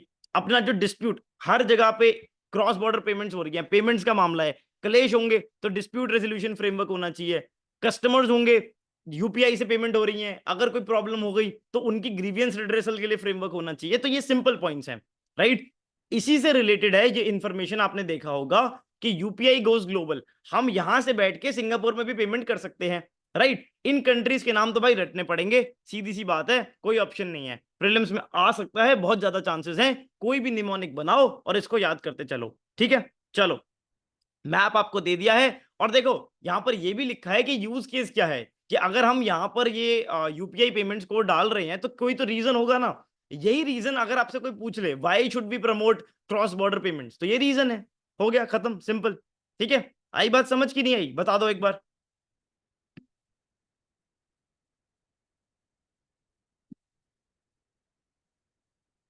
कहाँ रह गए सारे? यस यस यस, ठीक है। ठीक है जी, ठीक है, चलो आगे चलते हैं। अब जो बेसिक इंफॉर्मेशन इकोनॉमिक्स की वो कंप्लीट करते हैं। ये हर क्वार्टर आपको ये डेटा मिलेगा इकोनॉमिक्स का कि भाई इतनी ग्रोथ हो गई, इतनी ग्रोथ हो गई। कुछ नहीं करना, आराम से इसको देखते चलना है, बस दिमाग में याद रखना है क्या रीजन होंगे sir as to why to promote. यार क्रॉस बॉर्डर पेमेंट्स को प्रमोट करने के रीजन होते हैं आपकी क्या कहते हैं, रेमिटेंसेस होती है ना, उनका फ्लो आराम से हो जाता है। उसके बाद आपके स्टूडेंट्स बाहर जाते हैं पढ़ने, टूरिज्म होता है, ये सारी चीजें प्रमोट होती हैं, आपका जो पीपल टू पीपल कनेक्ट है वो इंप्रूव होता है, राइट। और उसके बाद अगर इस मैकेनिज्म को फॉर्मलाइज कर दोगे ना, तो जो हवाला वगैरह का सिस्टम है इस पर भी आप चेक्स रख सकते हो, ठीक है। टेरर फंडिंग वगैरह होती है, इसको भी आप चेक में रख सकते हो। तो ये सारे रीजंस होते हैं, ठीक है जी। अच्छा, ये क्वार्टरली इंफॉर्मेशन है, सिंपल। ये डेटा हर आपको हर क्वार्टर दिखेगा, हर बार आपको यही पढ़ना है कि भाई जीडीपी जीवीए में क्या फर्क होता है। अब देखो, क्या ये मैं आपको बताऊं क्या अभी यहाँ पर, कि यहाँ पे मैं आपको पूरा एक्सप्लेन करूं कि जीडीपी देखो ये होती है, इसको कैलकुलेट करने के 3 तरीके होते हैं। ये तो पढ़ोगे आप इकोनॉमिक्स में, राइट। इसको इसको कहते हैं स्टैटिक नॉलेज। ये आप अपने स्टैटिक सब्जेक्ट्स में जब आप इकोनॉमिक्स पढ़ रहे होगे तब पढ़ना। यहां पर सिर्फ करंट अफेयर देखो, ठीक है। चलो आगे। अब नॉन फार्म जॉब्स देखो, इकोनॉमिक सर्वे का ये बहुत बढ़िया डेटा है। मैंने आपको बोला था ना, अगर आपने यूट्यूब पे वीडियो देखी हो कि डेटा सेट्स मेंटेन करके चलने हैं, ये डेटा लिख लेना भाई, कि इंडिया को आपको नॉन फार्म जॉब्स क्रिएट करनी ही पड़ेंगी। अगर मैं आपको इकोनॉमी का एक लूप समझाऊं ना, तो वो क्या होता है, वो ये होता है, आपकी मेजॉरिटी पॉपुलेशन एग्रीकल्चर में है, ये बात आप मानते हो, और एग्रीकल्चर की जो प्रोडक्टिविटी है वो बहुत कम है। अगर आपको इंडिया की इकोनॉमी को इंप्रूव करना है ना, तो बिल्कुल सिंपल फ्रेमवर्क क्या है, आप एग्रीकल्चर को डेवलप करो। एग्रीकल्चरल डेवलपमेंट, आई बात समझ। अगर आपकी एग्रीकल्चरल डेवलपमेंट होगी तो इनकम्स बढ़ेंगी, इनकम बढ़ेगी, डिमांड बढ़ेगी। अगर आपने इसको कॉम्प्लीमेंट कर दिया नॉन फार्म जॉब्स के साथ, मतलब कि जो आपकी अलाइड सेक्टर है, या फिर आप रूरल इकोनॉमी को और ज्यादा स्ट्रांग कर दो, और ज्यादा वहां पे जॉब्स क्रिएट कर दो, तो जो ये डिमांड का बूस्ट है ना, ये बहुत ज्यादा हो जाएगा। क्योंकि वर्कफोर्स एग्रीकल्चर से निकल के चली जाएगी नॉन फार्म जॉब में, तो जो पर कैपिटा जो इनकम जनरेट होगी ना, वो ज्यादा हो जाएगी। इनकम ज्यादा जनरेट होगी, इस बात को याद रखना। Higher the income, higher the demand, higher the demand, higher the production, और higher the production is equals to higher the GDP. Simple, ये फॉर्मूला है। इनकम बढ़ेगी, डिमांड बढ़ेगी, प्रोडक्शन बढ़ेगी, जीडीपी बढ़ जाएगी, खत्म। और ये लूप चलता रहेगा, चलता रहेगा, चलता रहेगा। इससे आपकी इकोनॉमी धीरे धीरे धीरे धीरे ग्रो करती चली जाएगी। तो ये लॉजिक है कि नॉन फार्म जॉब्स को क्रिएट करना है। उसके बाद जेंडर बजट, भाई जेंडर बजटिंग, अब अगेन ये बात मुझे पता है ना कि जेंडर बजटिंग आप लोग ना, वैसे तो ठीक है सिलेबस में भी होगा बजटिंग सब कुछ है, पर आपको स्टैटिक बुक्स में नहीं मिलेगा। ये है गाइडेंस, ये है वैल्यू जो मैं ऐड करता हूं, क्योंकि मुझे पता है आप लोग नहीं पढ़ोगे ये, इसलिए मैंने यहां पर इसको लिख के दे दिया है, राइट। अब आपको दिक्कत नहीं होगी, स्टैंडर्ड बुक्स में आपको बजट पे चैप्टर मिल जाएगा, आप deficits, revenue expenditure, capital expenditure सब पढ़ लोगे, ये नहीं पढ़ोगे। ये मेरी ड्यूटी है कि मैं आपको वो जो अब नॉर्मल स्टैटिक इंफॉर्मेशन है वो साथ में प्रोवाइड करता चलूं। आई बात समझ की नहीं आई, कुछ समझ आ रहा है कि करंट अफेयर, स्टैटिक और अब नॉर्मल स्टैटिक, नॉर्मल स्टैटिक में क्या डिफरेंस है, और हमको क्या एग्जैक्टली क्या पढ़ना है, क्या पकड़ना है ना। चलो, आपकी मतलब लाइफ आसान होनी चाहिए, वो इंपॉर्टेंट है, सबसे बड़ी चीज वैल्यू, तब मजा आएगा भाई। आई बात समझ कि नहीं आई। चलो, अब इकोनॉमिक्स का प्रीलिम बूस्टर बहुत सिंपल अगेन। अब मैं यहाँ पे आपको कैपिटल मार्केट से ना पढ़ाने बैठ जाऊंगा कि भाई क्या कहते हैं बॉन्ड्स क्या होते हैं, इक्विटी क्या होती है, सिंपल चीज है, बेसल नॉर्म्स क्या होते हैं, सब पढ़ोगे आप। तसल्ली रखना, अगर इकोनॉमिक्स नहीं पढ़ी है कोई बात नहीं, आप जब इकोनॉमिक्स पढ़ लोगे आपको ये इन्फॉर्मेशन भी समझ आ जाएगी। अभी यही समझो कि टीयर 1 कैपिटल होती है, टीयर 2, इन दोनों को जब आप ऐड करते हो और अपने रिस्की एसेट्स के साथ डिवाइड करते हो ना, तो आपको एक कैपिटल एडुकेसी रेशियो मिलता है। मतलब भैया इतनी कैपिटल मेंटेन करके रखना, वरना आपकी ऐसी तैसी कभी भी हो सकती है। यही बेसल नॉर्म्स कहते हैं। इसमें टीयर 2 कैपिटल में आते हैं टीयर 2 बॉन्ड्स। अच्छा, एक बात और बताता हूं, अलग अलग तरह के बॉन्ड्स होते हैं, सारे बॉन्ड्स टीयर 2 कैपिटल का पार्ट नहीं होते। कुछ बॉन्ड्स यानी कि ATV1 बॉन्ड्स, ये टीयर 1 कैपिटल का पार्ट होते हैं।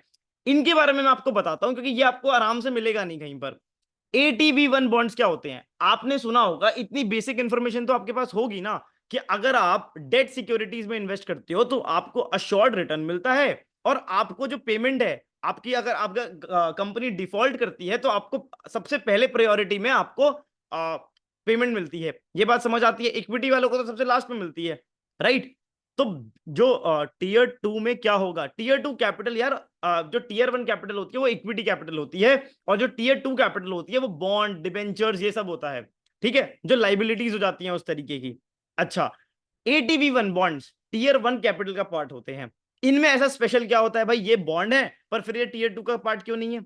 एटीवी वन, एटीवी, यार मैं खुद क्या बोल रहा हूँ, 81 बॉन्ड, सॉरी 81 बॉन्ड्स। 81 बॉन्ड्स वो बॉन्ड्स होते हैं जिस पर इंटरेस्ट तो आपको परपेचुअल मिलता है पर प्रिंसिपल रिटर्न नहीं होता। ठीक है, ये इंपॉर्टेंट बात याद रखो कि 81 बॉन्ड्स वो होते हैं, आपको इंटरेस्ट मिलता रहेगा, अच्छा खासा इंटरेस्ट मिलेगा, पर जो प्रिंसिपल अमाउंट है ना वो कभी वापस नहीं मिलेगा। प्लस बैंक के पास ऑप्शन होता है कि वो चाहे तो इन बॉन्ड्स को राइट ऑफ ही कर दे। राइट ऑफ मतलब भाई हो गया तुम्हारा, बाय टाटा बाय बाय, हम इसको बोलते हैं बेल आउट करना। अगर आप न्यूज़पेपर में कभी भी पढ़ो कि बैंक्स के ये चैलेंजेस हैं कि उनको बेल आउट करना पड़ रहा है, तो उसमें 81 बॉन्ड्स यूज होते हैं। ठीक है, मैंने इसको एटीवी एटीवी बोल दिया यार, सॉरी, वो एटीवी चलाने की चीज होती है, वो मैंने यहां अप्लाई कर दी। 81 बॉन्ड्स, ठीक है। चलो, आई बात समझ, आगे चलते हैं। यहां पर आपका इकोनॉमिक्स का पार्ट खत्म होता है, बस एक ये यूनिफाइड पेंशन स्कीम जो न्यूज में आई है इसको पढ़ लो।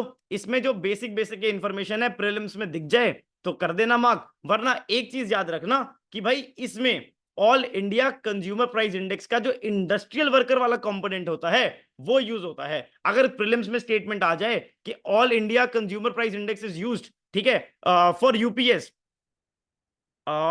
सर इसका डॉक्यूमेंट हमें कहाँ मिलेगा भाई? व्हाट्सएप कम्युनिटी पे मिलेगा, ठीक है।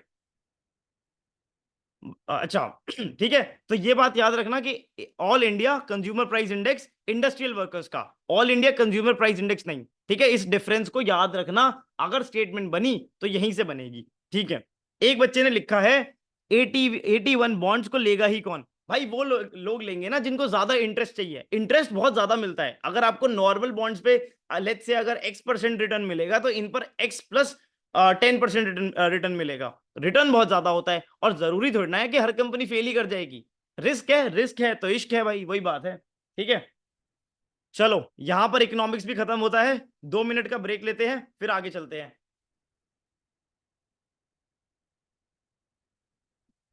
कुछ मजा आ रहा है भाई या नहीं आ रहा, ये बता दो। चलो, हाँ भाई, टेलीग्राम पे भी अपलोड कर देंगे, हर जगह कर देंगे, क्यों टेंशन ले रहे हो? मौज है भाई, बहुत बढ़िया। दिव्या भारती, यस यस, आ रहा है सर, इंटरेस्टिंग क्लास।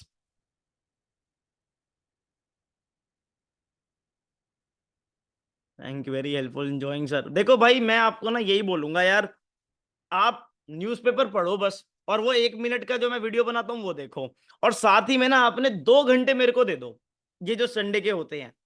उसके बाद आपको करंट अफेयर्स में जो एक्सटॉर्शन चल रही है ना, आपको जो इतना इनसिक्योर फील कराया जा रहा है कि भैया करंट अफेयर नहीं पढ़ा तो पता नहीं क्या हो जाएगा, ये भी पढ़ लो वो भी पढ़ लो।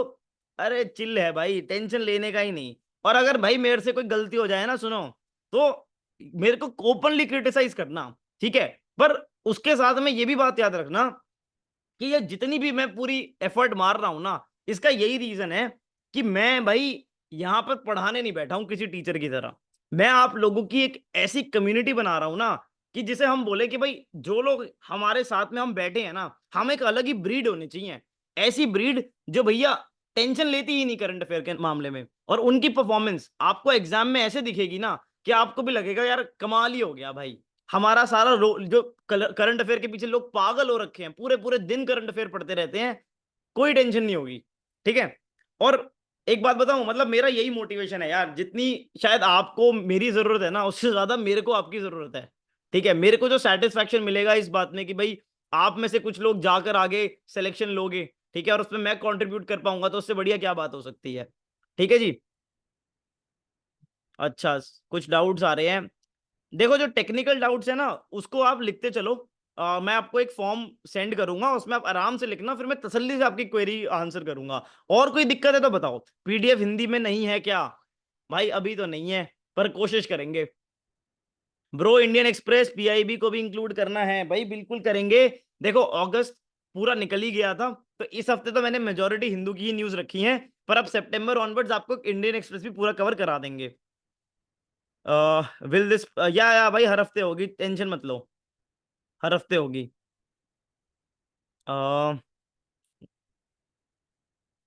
1 मिनट वीडियो इंस्टाग्राम पे अपलोड होती है, इंस्टाग्राम का लिंक भी हम डाल देंगे यहाँ पे, मैं अपनी टीम को बोल दूंगा वो डाल देंगे। ठीक है जी, ठीक है ठीक है ठीक है। ठीक है, चले आगे, थके तो नहीं हो? अब तो मेन जो काम है भाई वो हो गया, पॉलिटी और इकोनॉमी हो गई, अब तो भाई आराम आराम से चीजें हैं। All India consumer price index का यार ये कॉन्सेप्ट था, जो आपके इन्फ्लेशन को मेजर करने के लिए अलग अलग ये इंडिकेटर्स होते हैं ना। All India consumer price index एक होता है, फिर एक होता है all India consumer price index specifically for industrial workers. ठीक है, तो जो यूपीएस है ना, इसके अंदर ये वाला यूज होता है, इंडस्ट्रियल वर्कर्स वाला। तो अगर आपको स्टेटमेंट दिखे कि भाई डब्ल्यूपीआई यूज हो रहा है तो गलत है, एआईसीपीआई भी यूज हो रहा है तो वो भी गलत है, स्पेसिफिकली इंडस्ट्रियल वर्कर वाला यूज होता है। ठीक है, तो यहां पे वो ट्रैप सेट कर सकते हैं आपके लिए। चलो, आई थिंक बात समझ आ रही है यार। इंस्टा डिस्ट्रैक्शन तो है, सही से यूज करोगे तो कुछ डिस्ट्रैक्शन नहीं है। और यूट्यूब पे ना लिमिट होती है 1 मिनट की, इंस्टाग्राम पे 1.5 मिनट की लिमिट होती है। चलो भाई चलो, आगे चलते हैं। चलो, ज्योग्राफी और एनवायरनमेंट पे चलते हैं। और अब थोड़ा स्पीड को और तेज रखेंगे, क्योंकि जो पॉलिटी और इकोनॉमी का मेन पार्ट है वो खत्म हो गया, और आईआर में मेरे को आपसे बहुत चीजें डिस्कस करनी है। ठीक है जी, चलो चलो चलो चलो। इस यूपीएस भाई कोई नहीं पूछ रहा यार ये ओपीएस और इस पे डिफरेंस, क्यों इसके पीछे पागल हो रहे हो? मेंस में थोड़ा ना पूछेंगे वो लोग। जो जो उन्होंने पूछना नहीं वो हमने पढ़ना नहीं। आप अपने काम की बात उठाओ और आगे बढ़ते चलो, अच्छी थी बुरी थी पर्सनली जानना है भाई, मुझे मिलती नहीं ना पेंशन, तो मैं कैसे बताऊं तुम्हें? मिल रही होती तो मैं बता देता। ठीक है, चलो चलो भाई चलो, आगे चलते हैं। देखो, माइक्रोप्लास्टिक, भाई microplastic one of the favourite areas है ना, प्लास्टिक पे तो बात बनती ही है। क्लासिफिकेशन जरूर देख लेना इसको। अच्छा अब ये बताओ, इसको रटने के अलावा कोई कोई कोई भी ऑप्शन है? इसको मैं क्या बताऊं आपको, बताऊं? अच्छा भाई देखो, 1 M से अगर ज्यादा है कम है तो नैनो है, माइक्रो है, मीसो है, मैक्रो है, मेगा है। सिंपल बात है भाई, इसको पढ़ते चलना।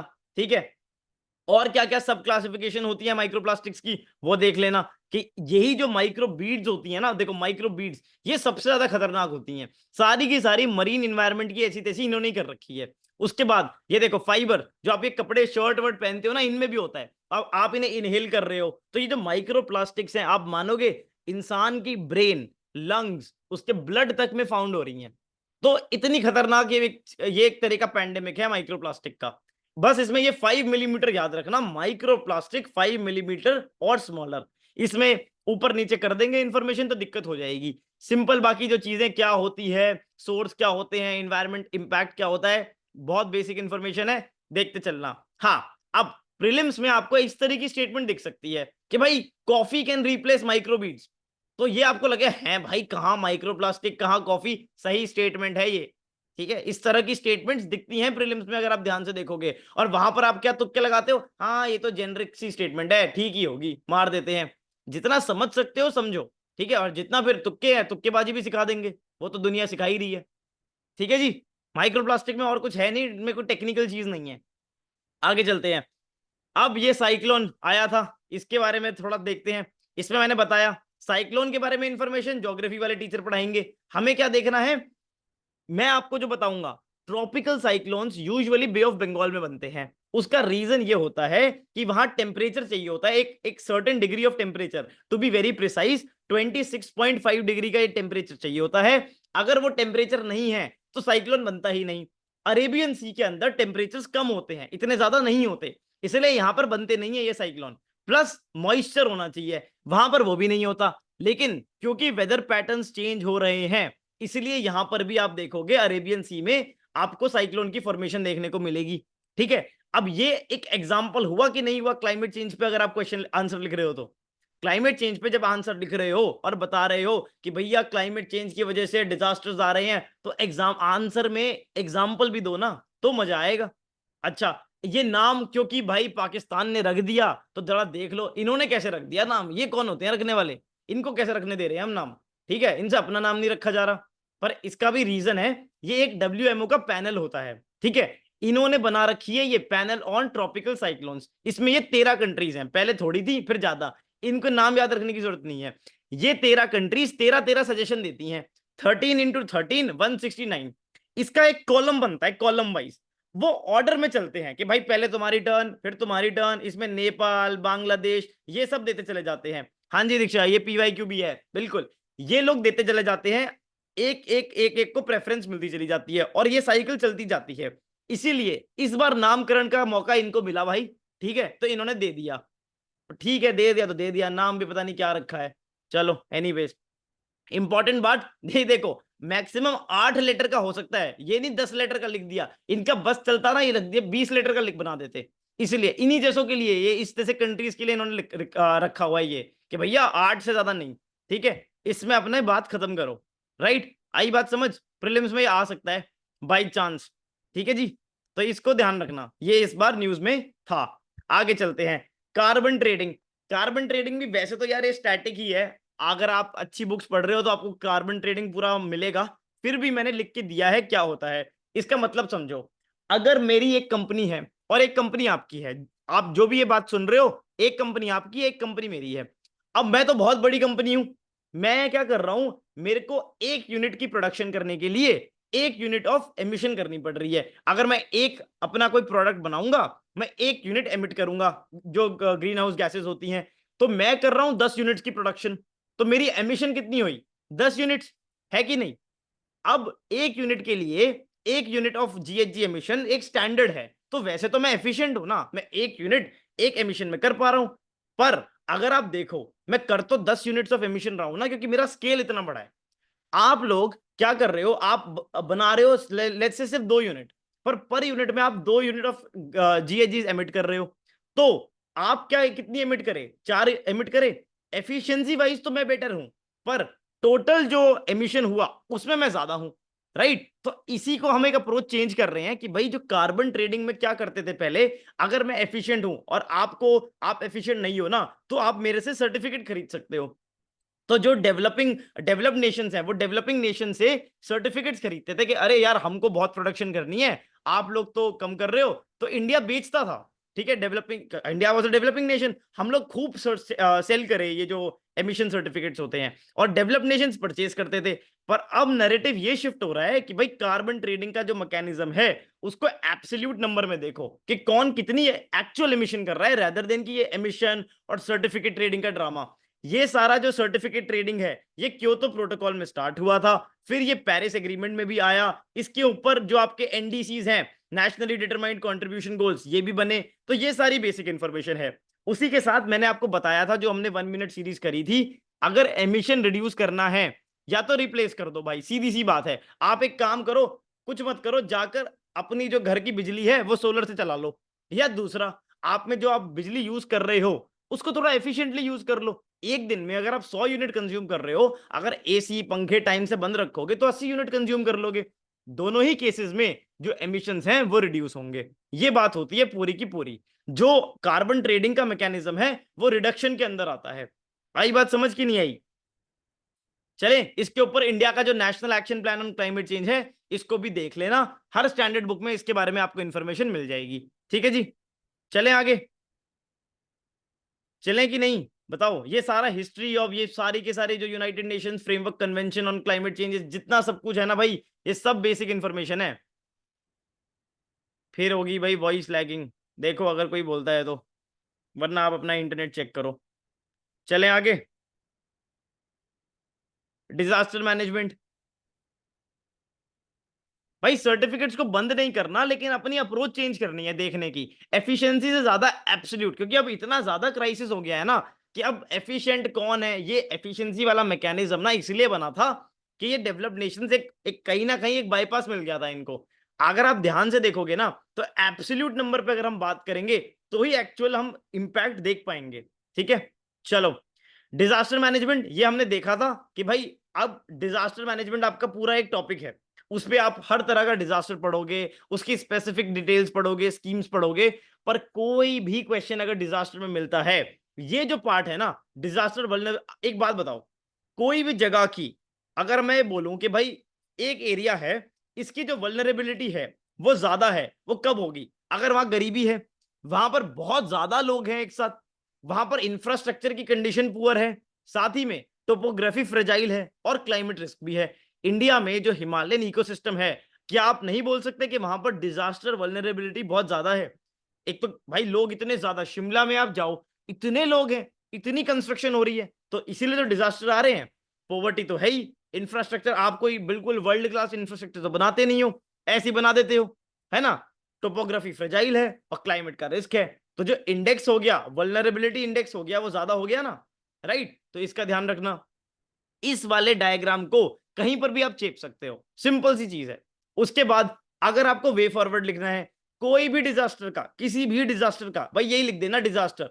सबसे पहले एक रिस्पॉन्स फ्रेमवर्क, एक क्लैरिटी होनी चाहिए ना। अच्छा, डिजास्टर आएगा तो ये करेंगे, ये प्रोटोकॉल्स हम फॉलो करेंगे। आपकी जो इंस्टीट्यूशंस हैं, एनडीआरएफ, एसडीआरएफ, इनके पास इक्विपमेंट, मैन पावर, फंड्स, ये सब होने चाहिए।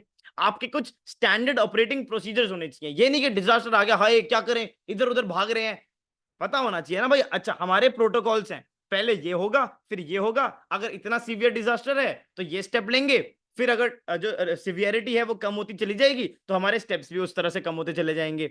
उसके बाद एडवांस वार्निंग सिस्टम। अरे भाई वेट ही क्यों कर रहे हो डिजास्टर होने का, पहले से देख लो ना। अगर आप वार्निंग सिस्टम्स बना दोगे, पहले से ही प्रिडिक्ट कर लोगे, तो दिक्कत ही नहीं होगी।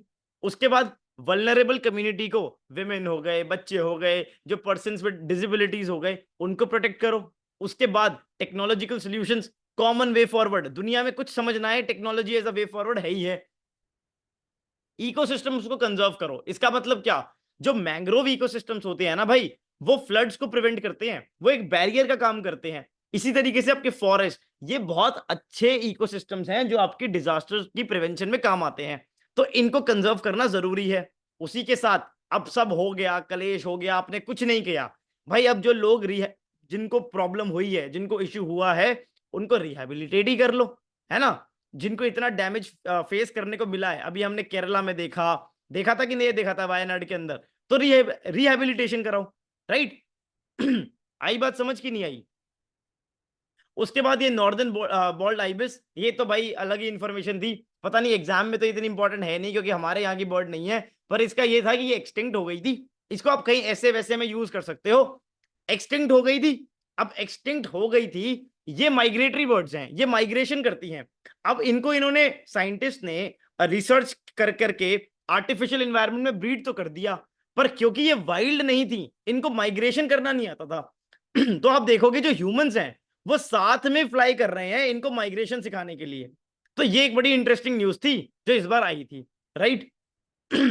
सॉरी यार for my throat, I think बड़ी मेरे को थ्रोट में इशू हो रहा है।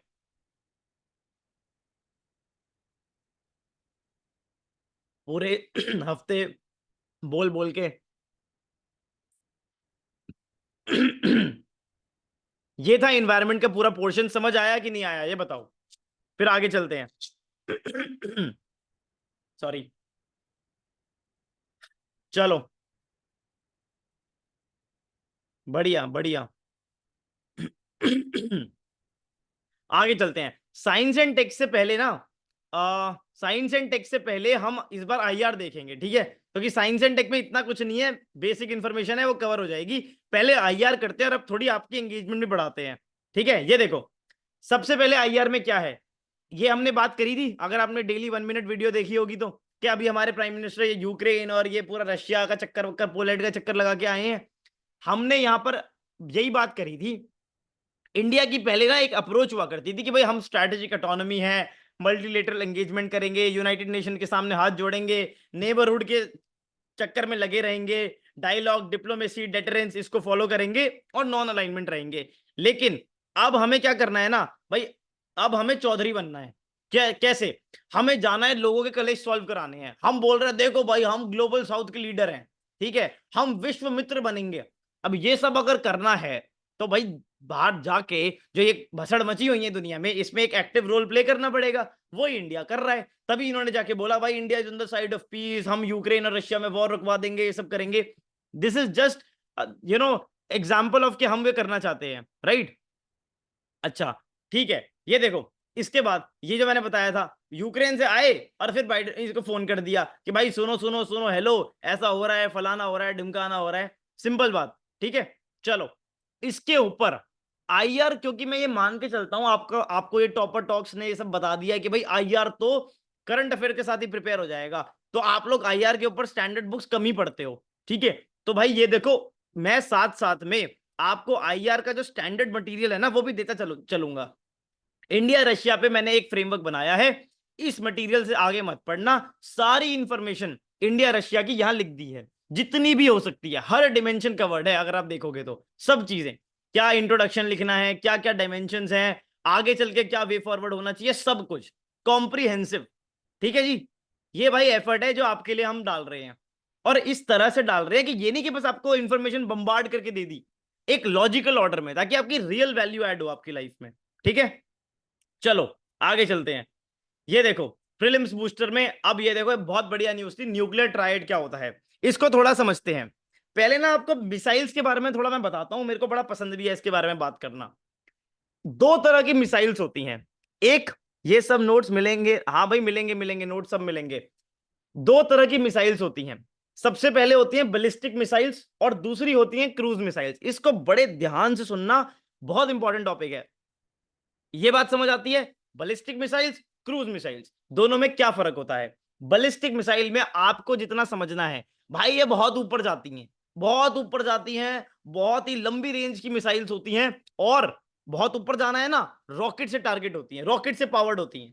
ठीक है, आई बात समझ की नहीं आई? बैलिस्टिक मिसाइल ऊंची जाएगी, ठीक है, बहुत दूर तक जाएगी, और रॉकेट से जाएगी। तीन बातें समझ आती हैं कि नहीं आती हैं? बता दो, यस या नो, यस या नो। बैलिस्टिक मिसाइल, यस, ठीक है, चलो। अब आती है क्रूज मिसाइल। क्रूज मिसाइल होती हैं गाइडेड मिसाइल। लो एल्टीट्यूड, ऊंची नहीं जाएंगी, नीचे नीचे जाएंगी, धीरे धीरे घूमते फिरते जाएंगी, प्रिसीजन के साथ जाएंगी, और ये एकदम जेट पावर्ड होती हैं। आई बात समझ? ऊंची कौन? Ballistic missile. नीची कौन? Cruise missile. अनगाइडेड कौन? Ballistic missile. गाइडेड कौन? Cruise missile. अब आप पूछोगे यार इनमें से न्यूक्लियर मिसाइल कौन सी होती है? मिसाइल न्यूक्लियर नहीं होती है, वॉरहेड न्यूक्लियर होता है। ये मिसाइल वॉरहेड को लेके चलती हैं। वॉरहेड बायोलॉजिकल वेपन भी हो सकता है, केमिकल वेपन भी हो सकता है, न्यूक्लियर वेपन भी हो सकता है। Both the types of missiles can carry nuclear warheads. आई बात समझ की नहीं आई? दोनों में डिफरेंस समझ आया? बैलिस्टिक मिसाइल, क्रूज मिसाइल, आई बात समझ? अब देखो, जो बैलिस्टिक मिसाइल है, बैलिस्टिक मिसाइल अगर आप लैंड से लॉन्च करोगे, कहां से लॉन्च कर रहे हो? लैंड से, उसको बोलते हैं इंटर कॉन्टिनेंटल बैलिस्टिक मिसाइल। इसको लिखते चलना, मैं ऐसे ही बता रहा हूं क्योंकि इसको मैंने ऐड करना भूल गया। इसको ऐड कर सकते हैं वैसे, ठीक है, इसको नोट करते चलना। ठीक है, कि हमने क्या पढ़ा? बैलिस्टिक मिसाइल होती है और क्रूज मिसाइल होती है। बैलिस्टिक मिसाइल में ICBM, inter continental ballistic missile, और दूसरी कौन सी होती है? SLBM। SLBM कौन सी होती है? Submarine launched ballistic missile. अगर आप बैलिस्टिक मिसाइल को लैंड से लॉन्च करोगे तो ICBM, और सबमरीन से लॉन्च करोगे तो SLBM। काम दोनों सेम करती हैं। अब देखो, अग्नि 5 के बारे में पढ़ा है? यस या नो बताओ। अग्नि, अग्नि 5 सुना होगा, अग्नि 5 मिसाइल है, अग्नि 5 मिसाइल है। बताओ किसने सुना है? सुना है, यस या नो? यार बड़ा न्यूज में रहता है, यहां पर भी लिखा है। आगे चल के हम जब न्यूक्लियर ट्राइड देखेंगे, ये देखो, पृथ्वी, अग्नि, अग्नि 5 मिसाइल है ना। अग्नि 5 है भाई ICBM, वो एक बैलिस्टिक मिसाइल है जो लैंड से लॉन्च होती है। आई बात समझ? कौन है? अग्नि, जो सीरीज की मिसाइल्स हैं, दे आर ICBM। और अब आपने सुना होगा ब्रह्मोस मिसाइल, जो रशिया और इंडिया ने मिलकर बनाई है। ब्रह्मोस मिसाइल, उसके बारे में सुना है? यस, ब्रह्मोस क्रूज मिसाइल है। याद रखना, ब्रह्मोस कौन सी है? Cruise missile. ये है क्रूज मिसाइल। ठीक है भाई, क्रूज मिसाइल। अच्छा, SLBM की बात करते हैं, इसको, इस इंफॉर्मेशन को नोट कर लेना यार। Ballistic missile, cruise missile, ballistic missile में ICBM और SLBM। ICBM का एग्जांपल अग्नि, और SLBM का एग्जांपल हुआ, अब वो मैं बताता हूं, क्रूज मिसाइल का एग्जांपल हुआ ब्रह्मोस। ठीक है, अब हमने देखा क्या? SLBM, submarine launched ballistic missile ही हमारी न्यूक्लियर सबमरीन्स में होती हैं। इसमें जो मिसाइल लगती है उसको कहते हैं K सीरीज मिसाइल। इसको K सीरीज पता है क्यों बोलते हैं? कोई बताएगा K सीरीज क्यों बोलते हैं? किसी को मालूम है? K मिसाइल का मतलब क्या है? ये K क्यों बोला? एनीवन? बोलो बोलो।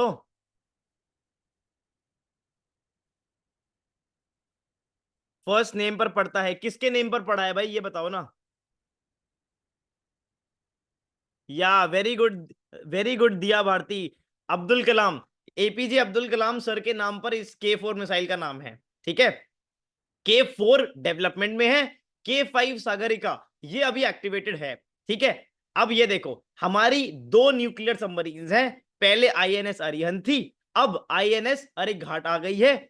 इनके अंदर SLBM होती हैं। कौन होती है? SLBM ballistic missiles. कौन सी? के सीरीज की। SLBM, ICBM नहीं। आई होप थोड़ा सा जो ये कॉम्प्लिकेटेड चीज होती है मिसाइल का आपको समझ आया होगा। आया कि नहीं आया? और हाँ, एक छोटी सी इंफॉर्मेशन और, जो न्यूक्लियर सबमरीन्स हैं दे आर न्यूक्लियर पावर, मतलब उनको न्यूक्लियर रिएक्टर पावर करते हैं। डीजल इलेक्ट्रिक सबमरीन्स अलग होती हैं, ये भी बात याद रखना। अरिहंत और अरिघाट दोनों ही न्यूक्लियर रिएक्टर पावर्ड है। आई बात समझ की नहीं आई? अब इंडिया के पास उसका जो न्यूक्लियर ट्रायड है, अगर हमें पड़ोसी मुल्क या किसी और मुल्क के ऊपर न्यूक्लियर बॉम्ब गिराना है तो हमारे पास एयर कैपेबिलिटी भी है भाई। हमारे हमारे पास Sukhoi jet, Mirage jet, Rafale सब है। ये जाकर एयर टू सरफेस न्यूक्लियर जो मिसाइल होती है उसे लॉन्च कर सकते हैं। लैंड से हम आईसीबीएम को लॉन्च कर सकते हैं, क्रूज मिसाइल को भी लॉन्च कर सकते हैं, और सबमरीन से भी हम SLBM जो के सीरीज मिसाइल्स हैं उनको लॉन्च करके न्यूक्लियर रिटेलिएशन कर सकते हैं। आई होप आपको पता होगा इंडिया की नो फर्स्ट यूज पॉलिसी है। अगर हमारे ऊपर किसी ने न्यूक्लियर अटैक करा तो भाई फिर देख लेंगे हम, पहले हम किसी को छेड़ेंगे नहीं और फिर छोड़ेंगे नहीं। ये है नो फर्स्ट यूज पॉलिसी, ठीक है। आई बात समझ? इसको कहते हैं न्यूक्लियर ट्रायड। बस इतना पढ़ना है, right. But we should change it. No, we should not change it. दिया, ये इमोशनल रीजन में लोग कहते हैं अरे क्यों हम दिखा देंगे, हम पहले कर देंगे। वाई? इट शोज हमारी अप्रोच कितनी मैच्योर है, राइट। हमें डेटरेंस मेंटेन करके रखनी है। हमको ये नहीं करना हम जाके लोगों को पोक कर रहे हैं। वी हैव अ नो, हम भाई इतने शक्तिशाली है ना, हमको अपनी ताकत पे इतना भरोसा है कि तुम करके तो दिखाओ कुछ। वी हैव द कैपेबिलिटी ना। आप हमारी लैंड पे अटैक करोगे, हमारी सबमरीन आपके ऊपर मिसाइल लॉन्च करेगी, राइट। न्यूक्लियर ट्रायड क्या है? ट्रायड मतलब एयर से भी हम न्यूक्लियर अटैक कर सकते हैं। ट्रायड तीन, ट्राइंगल, एयर से भी, लैंड से भी, और सबमरीन वाटर के थ्रू भी, तीनों तरफ से न्यूक्लियर स्ट्राइक इंडिया कर सकता है। आई बात समझ की नहीं आई? चलो ठीक है जी, समझ आती है बात। आगे चलते हैं। चलो जी, देखो अब ये भैया राइफल हमने यूएस से ले ली। एक तो ये मेरा पर्सनल ओपिनियन है कि इन लोगों से कम डिफेंस एक्विजिशन करनी चाहिए। बिकॉज अगेन, अगर आप ध्यान दो, इंडिया सबसे ज्यादा जो आर्म्स इंपोर्ट करता है ना वो रशिया से करता है, फिर फ्रांस से, और फिर यूएसए से। ये डेटा है, प्रीलिम्स में आ सकता है। And India is the world's largest arms importer. याद रखना, लार्जेस्ट आर्म्स इंपोर्टर, ये डेटा याद रखना। इस गन का नाम याद रख लेना। ये सब इंफॉर्मेशन भाई पढ़ने मत बैठ जाना, ये बस मैंने आपकी फोटोजेनिक मेमोरी के लिए मैं इस तरह के नोट्स बनाता हूं कि आपको देख के याद आ जाए कि हाँ यार पढ़ा था। वो टेक्स्ट, बोरिंग टेक्स्ट से क्या होता है ना, इंफॉर्मेशन रिटेन नहीं रहती। इस तरह की इंफॉर्मेशन दिमाग में बैठ जाती है कि नहीं? ये बात मानते हो कि नहीं मानते कि ये फोटोज मुझे रखनी चाहिए कि नहीं रखनी चाहिए? ये भी बता दो, फिर मैपिंग करते हैं।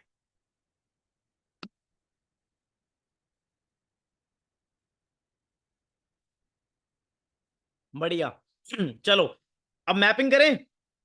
वाधवन पोर्ट पहले तो, हाँ एक वाधवन पोर्ट छोटा सा पॉइंट और था भाई। ये दो India middle east economic, India middle east Europe corridor, और उसी के साथ नॉर्थ साउथ ट्रांसपोर्ट कॉरिडोर का जो फोकल पॉइंट है वो ये वाधवन पोर्ट है। मुंबई महाराष्ट्र के अंदर है, इसका इनॉग्रेशन होना है। इससे ज्यादा कुछ इसमें इंफॉर्मेशन है नहीं, ठीक है।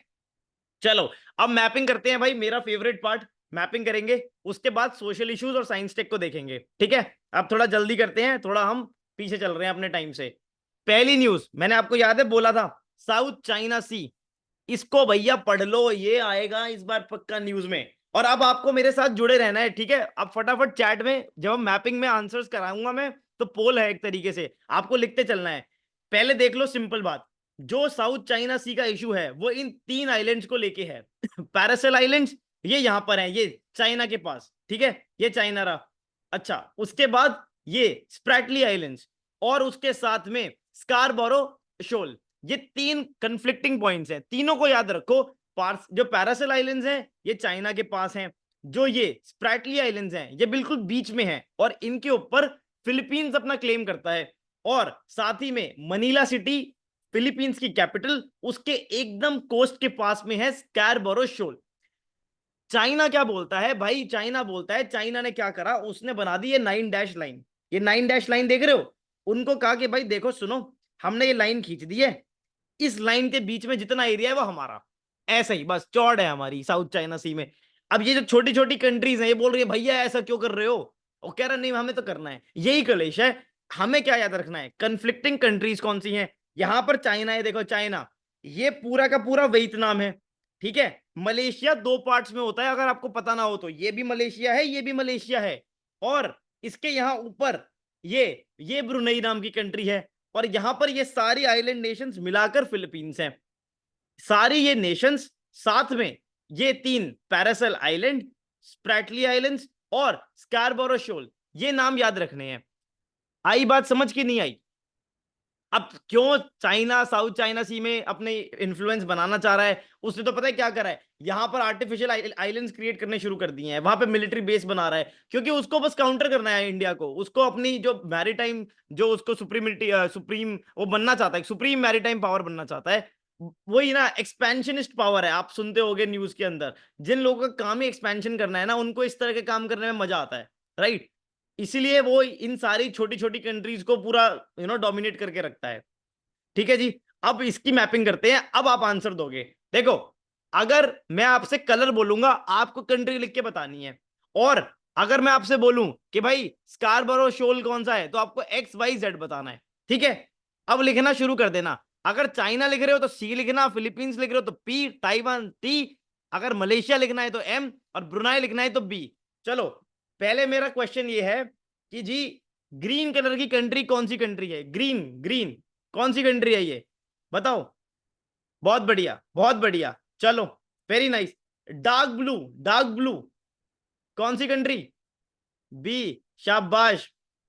अच्छा, अच्छा जी, अच्छा, स्प्रैटले आइलैंड्स कौन सा है, एक्स वाई या जेड, जेड, शाबाश।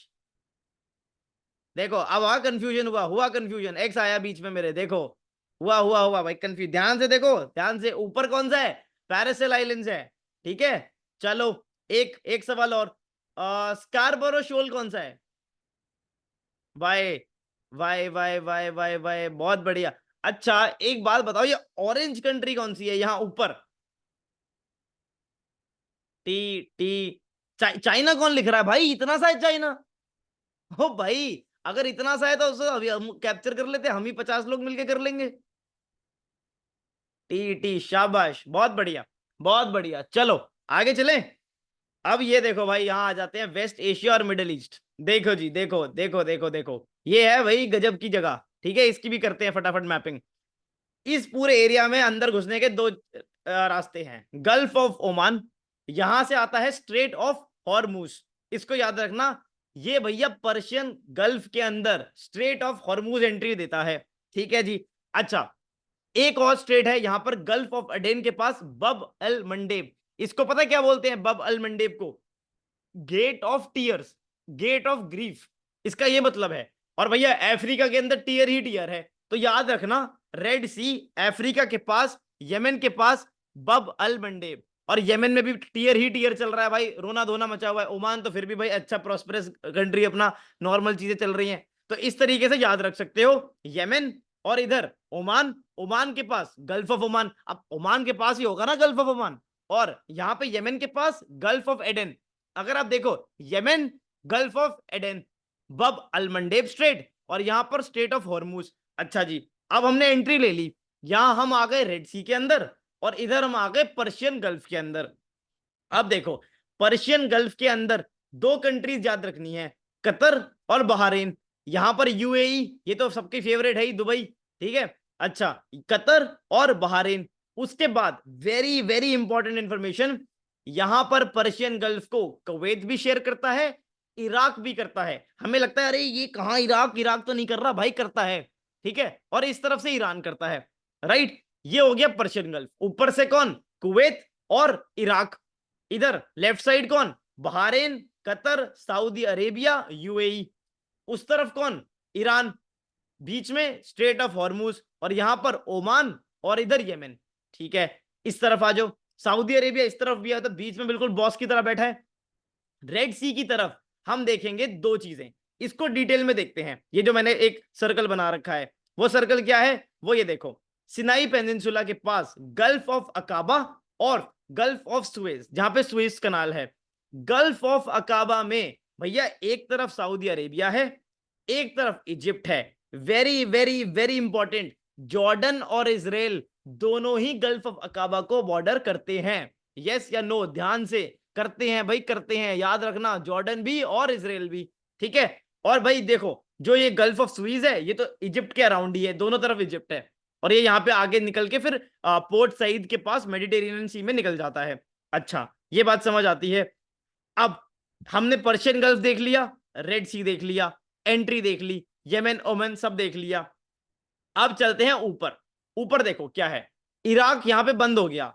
मेडिटेरेनियन को कौन कौन सी वेस्ट एशिया और मिडिल ईस्ट की कंट्री शेयर करती हैं? सबसे पहले सीरिया, इराक नहीं, सीरिया करता है। फिर लेबनान, लेबनान और इजराइल में आपस में देखो, आपको याद होगा लड़ाई चलती ही जा रही है। कभी ये लेबनान वाले हिजबुल्लाह इन पर अटैक करते हैं कि नहीं करते? तो इसलिए यहां पर ये कलेश है। इसके ठीक पीछे यहां है जॉर्डन, और जॉर्डन और इजराइल के बीच में कौन है? डेड सी।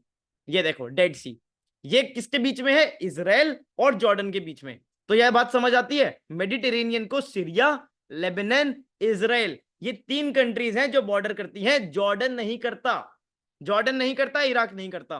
ठीक है जी, आई बात समझ? थोड़ा ऑब्जर्व करा मैप को, यस बोल दो। मैपिंग करें, प्रैक्टिस करें, अब प्रैक्टिस से याद होगा।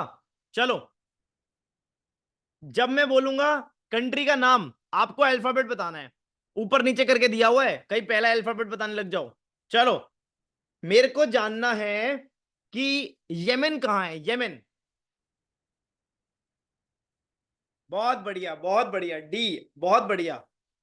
अब आ रहा है मजा। चलो, अब मेरे को ये बताओ, बहरीन कहां पर है? बहरीन, सोच के जवाब देना, बहरीन। हाँ देखा, आया ना, एल आ गया एक। नहीं भाई नहीं, ध्यान से, ध्यान से, नहीं नहीं दिया, नॉट एल। पहले कतर है, पहले कतर है, फिर बहरीन है।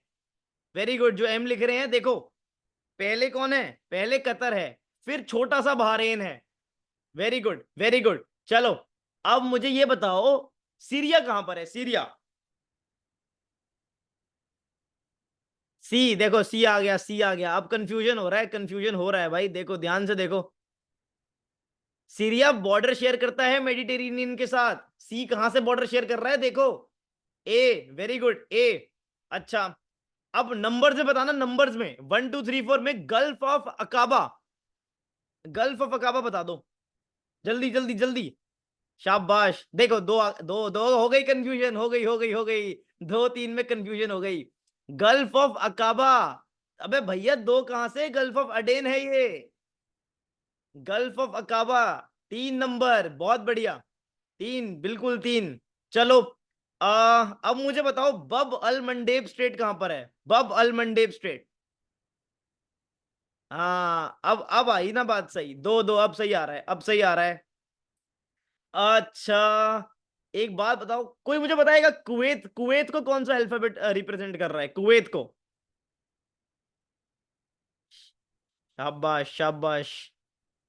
के वाला कौन है भाई? के कहाँ है के? ये भाई कहाँ दुबई में कुवैत डाल दिया? ये यूएई है। के, जे, बहुत बढ़िया भाई, अच्छा लग रहा है ये मैपिंग। ये मैप मैं खुद बनाता हूँ भाई तुम्हारे लिए, देखो तुम्हारी मैपिंग कराने के लिए, हाथ से अपने। चलो, बहुत बढ़िया, आया मजा मैपिंग करने में? कुछ याद हुआ? फिर जाते जाते एक बात बताओ, लेबनन और बता दो, लेबनन कहाँ है? Lebanon, Lebanon, Lebanon. हाँ जी, एच एच एच, शाबाश, बहुत बढ़िया। अब आ रहे हैं सही आंसर, कोई गलत आंसर नहीं आया अभी। अच्छा, last question, last question, straight of Hormuz, number बताओ, स्ट्रेट ऑफ हॉर्मूज। 1 1 1 1, अरे बात गजब, अब आई ना बात पकड़ में, अब याद हो गया तुम्हें, ठीक है। चलो, बहुत बढ़िया, शाबाश। आगे चलते हैं भैया, ब्लैक सी, ब्लैक सी की मैपिंग, ये तो बहुत सिंपल मैपिंग है। इसके सारी जो बॉर्डरिंग कंट्रीज है याद रखनी होती हैं। ऊपर कौन है? ऊपर देखो यूक्रेन, नीचे कौन है? टर्की। अच्छा, इस तरफ कौन है? रशिया, राइट की तरफ। लेफ्ट में Romania, R R, Romania, Russia. इधर देखो Bulgaria, Georgia. Bulgaria, Riya Riya Riya Riya, कोई है रिया? जिसको भी, जिसकी भी लाइफ में कोई रिया है याद रखना। Bulgaria, Georgia. ऊपर रोमेनिया, रशिया। और एक बात बताओ, क्या यूक्रेन को रशिया ने रुला नहीं रखा? तो यूक्रेन, रशिया, रोमेनिया।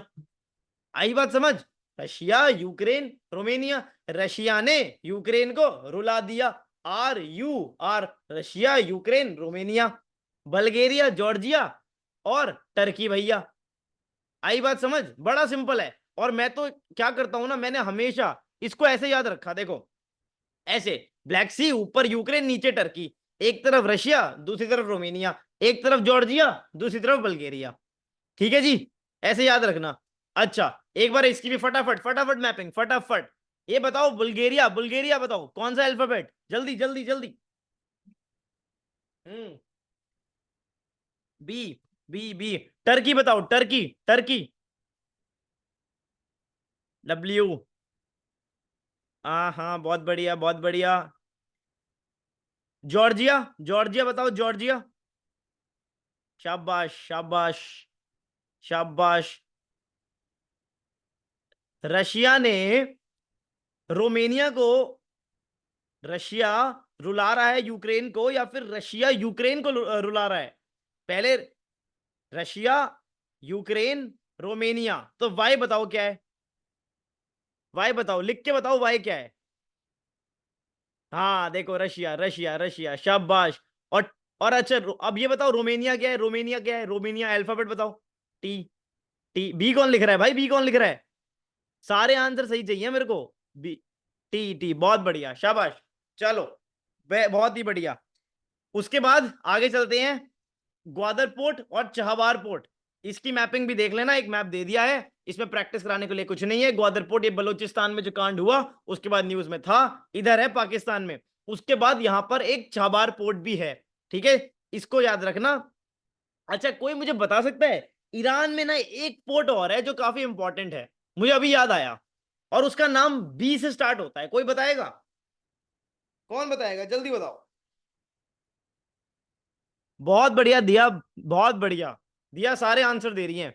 बंदर अब्बास, बहुत बढ़िया, वेरी गुड। ये भी एक इंपॉर्टेंट पोर्ट है, इसको ध्यान रखना। बंदर, भैया बंदर अब्बास, बंदर। ठीक है, चलो कोई नहीं, ऐसे ही याद रख लो। ठीक है, ये थी भाई प्लेसेस इन न्यूज इस हफ्ते की। थोड़ा अच्छा लगा, मजा आया कि नहीं आया? जल्दी बता दो, मैपिंग में मजा आया? चलो, अब फटाफट अपना साइंस टेक और सोशल इश्यूज कंप्लीट करते हैं और फिर इसको वाइंड अप करते हैं। आगे फिर मेंस की आपकी वैल्यूएशन भी करानी है।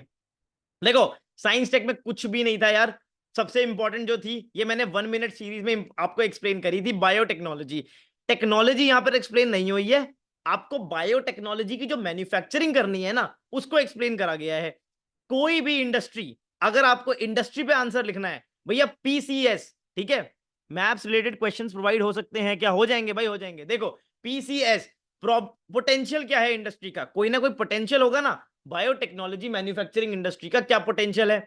व्हाट इज सी, चैलेंजेस क्या है इंडस्ट्री के? और व्हाट इज एस, कि आपने क्या स्टेप लिया है? बायोटेक्नोलॉजी पे यही आया, उसका पोटेंशियल आया कि भाई बायोटेक्नोलॉजी, आप देखोगे फूड फोर्टिफिकेशन, आप देखोगे जेनेटिकली मॉडिफाइड क्रॉप्स, आप देखोगे आपकी जो ये हेल्थ सेक्टर में आप मेडिसिन और थेरेपीज डेवलप करते हो। आपको याद है कैस 9 के बारे में हमने बात करा था, क्या वो भी बायोटेक्नोलॉजी से रिलेटेड नहीं था? वो क्या था? Gene editing. जीन एडिटिंग के लिए क्रिस्पर कैस 9 टेक्नोलॉजी यूज होती है, और जिसमें कैस 9 एक प्रोटीन होता है। अगर आप मेरी पूरी सीरीज को ढंग से फॉलो करते आ रहे हो, मैंने इसको बताया था आपको, है ना?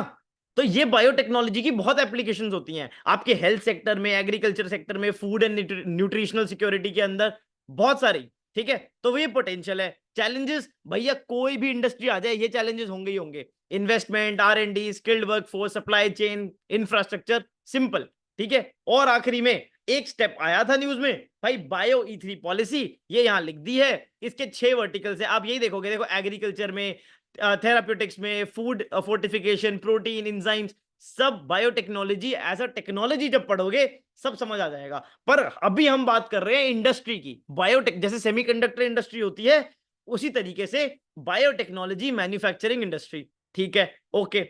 अब देखो गवर्नमेंट ने एक पोस्टर निकाले थे, मेरे को बड़ा मजा आता है भाई इनके पोस्टर्स को चिपकाने का, क्योंकि यहां से इंफॉर्मेशन सबसे एक्यूरेट मिलती है। एज इट इज बेनिफिट और सेलियंट फीचर्स लिखे हैं, यहाँ पे मोदी जी की फोटो भी है, याद करो और मौज करो। ठीक है जी, आगे चलो। चंदीपुरा वायरस क्या होता है, वैक्सीन कितने टाइप की होती हैं भैया, और what is a virus, bacteria virus fungi में क्या डिफरेंस होता है। Again static knowledge, do it on your part. अभी अगर नहीं भी आता कोई दिक्कत नहीं, जब साइंस एंड टेक्नोलॉजी में किताब पढ़ोगे ये सब चीजें आपको समझ आ जाएंगी। फिर भी क्योंकि कम बच्चे पढ़ते हैं science and technology standard book से, तो लिख के दे दिया है जितनी भी इंपॉर्टेंट इंफॉर्मेशन है। ठीक है, ओके। चंदीपुरा वायरस किससे होता है, ये देखो सैंड फ्लाई से होता है, ये याद रखना। ठीक है, सैंड फ्लाई। चलो आगे चलते हैं, इसमें और ज्यादा कुछ काम का है नहीं, इस पे दिमाग खराब करना नहीं।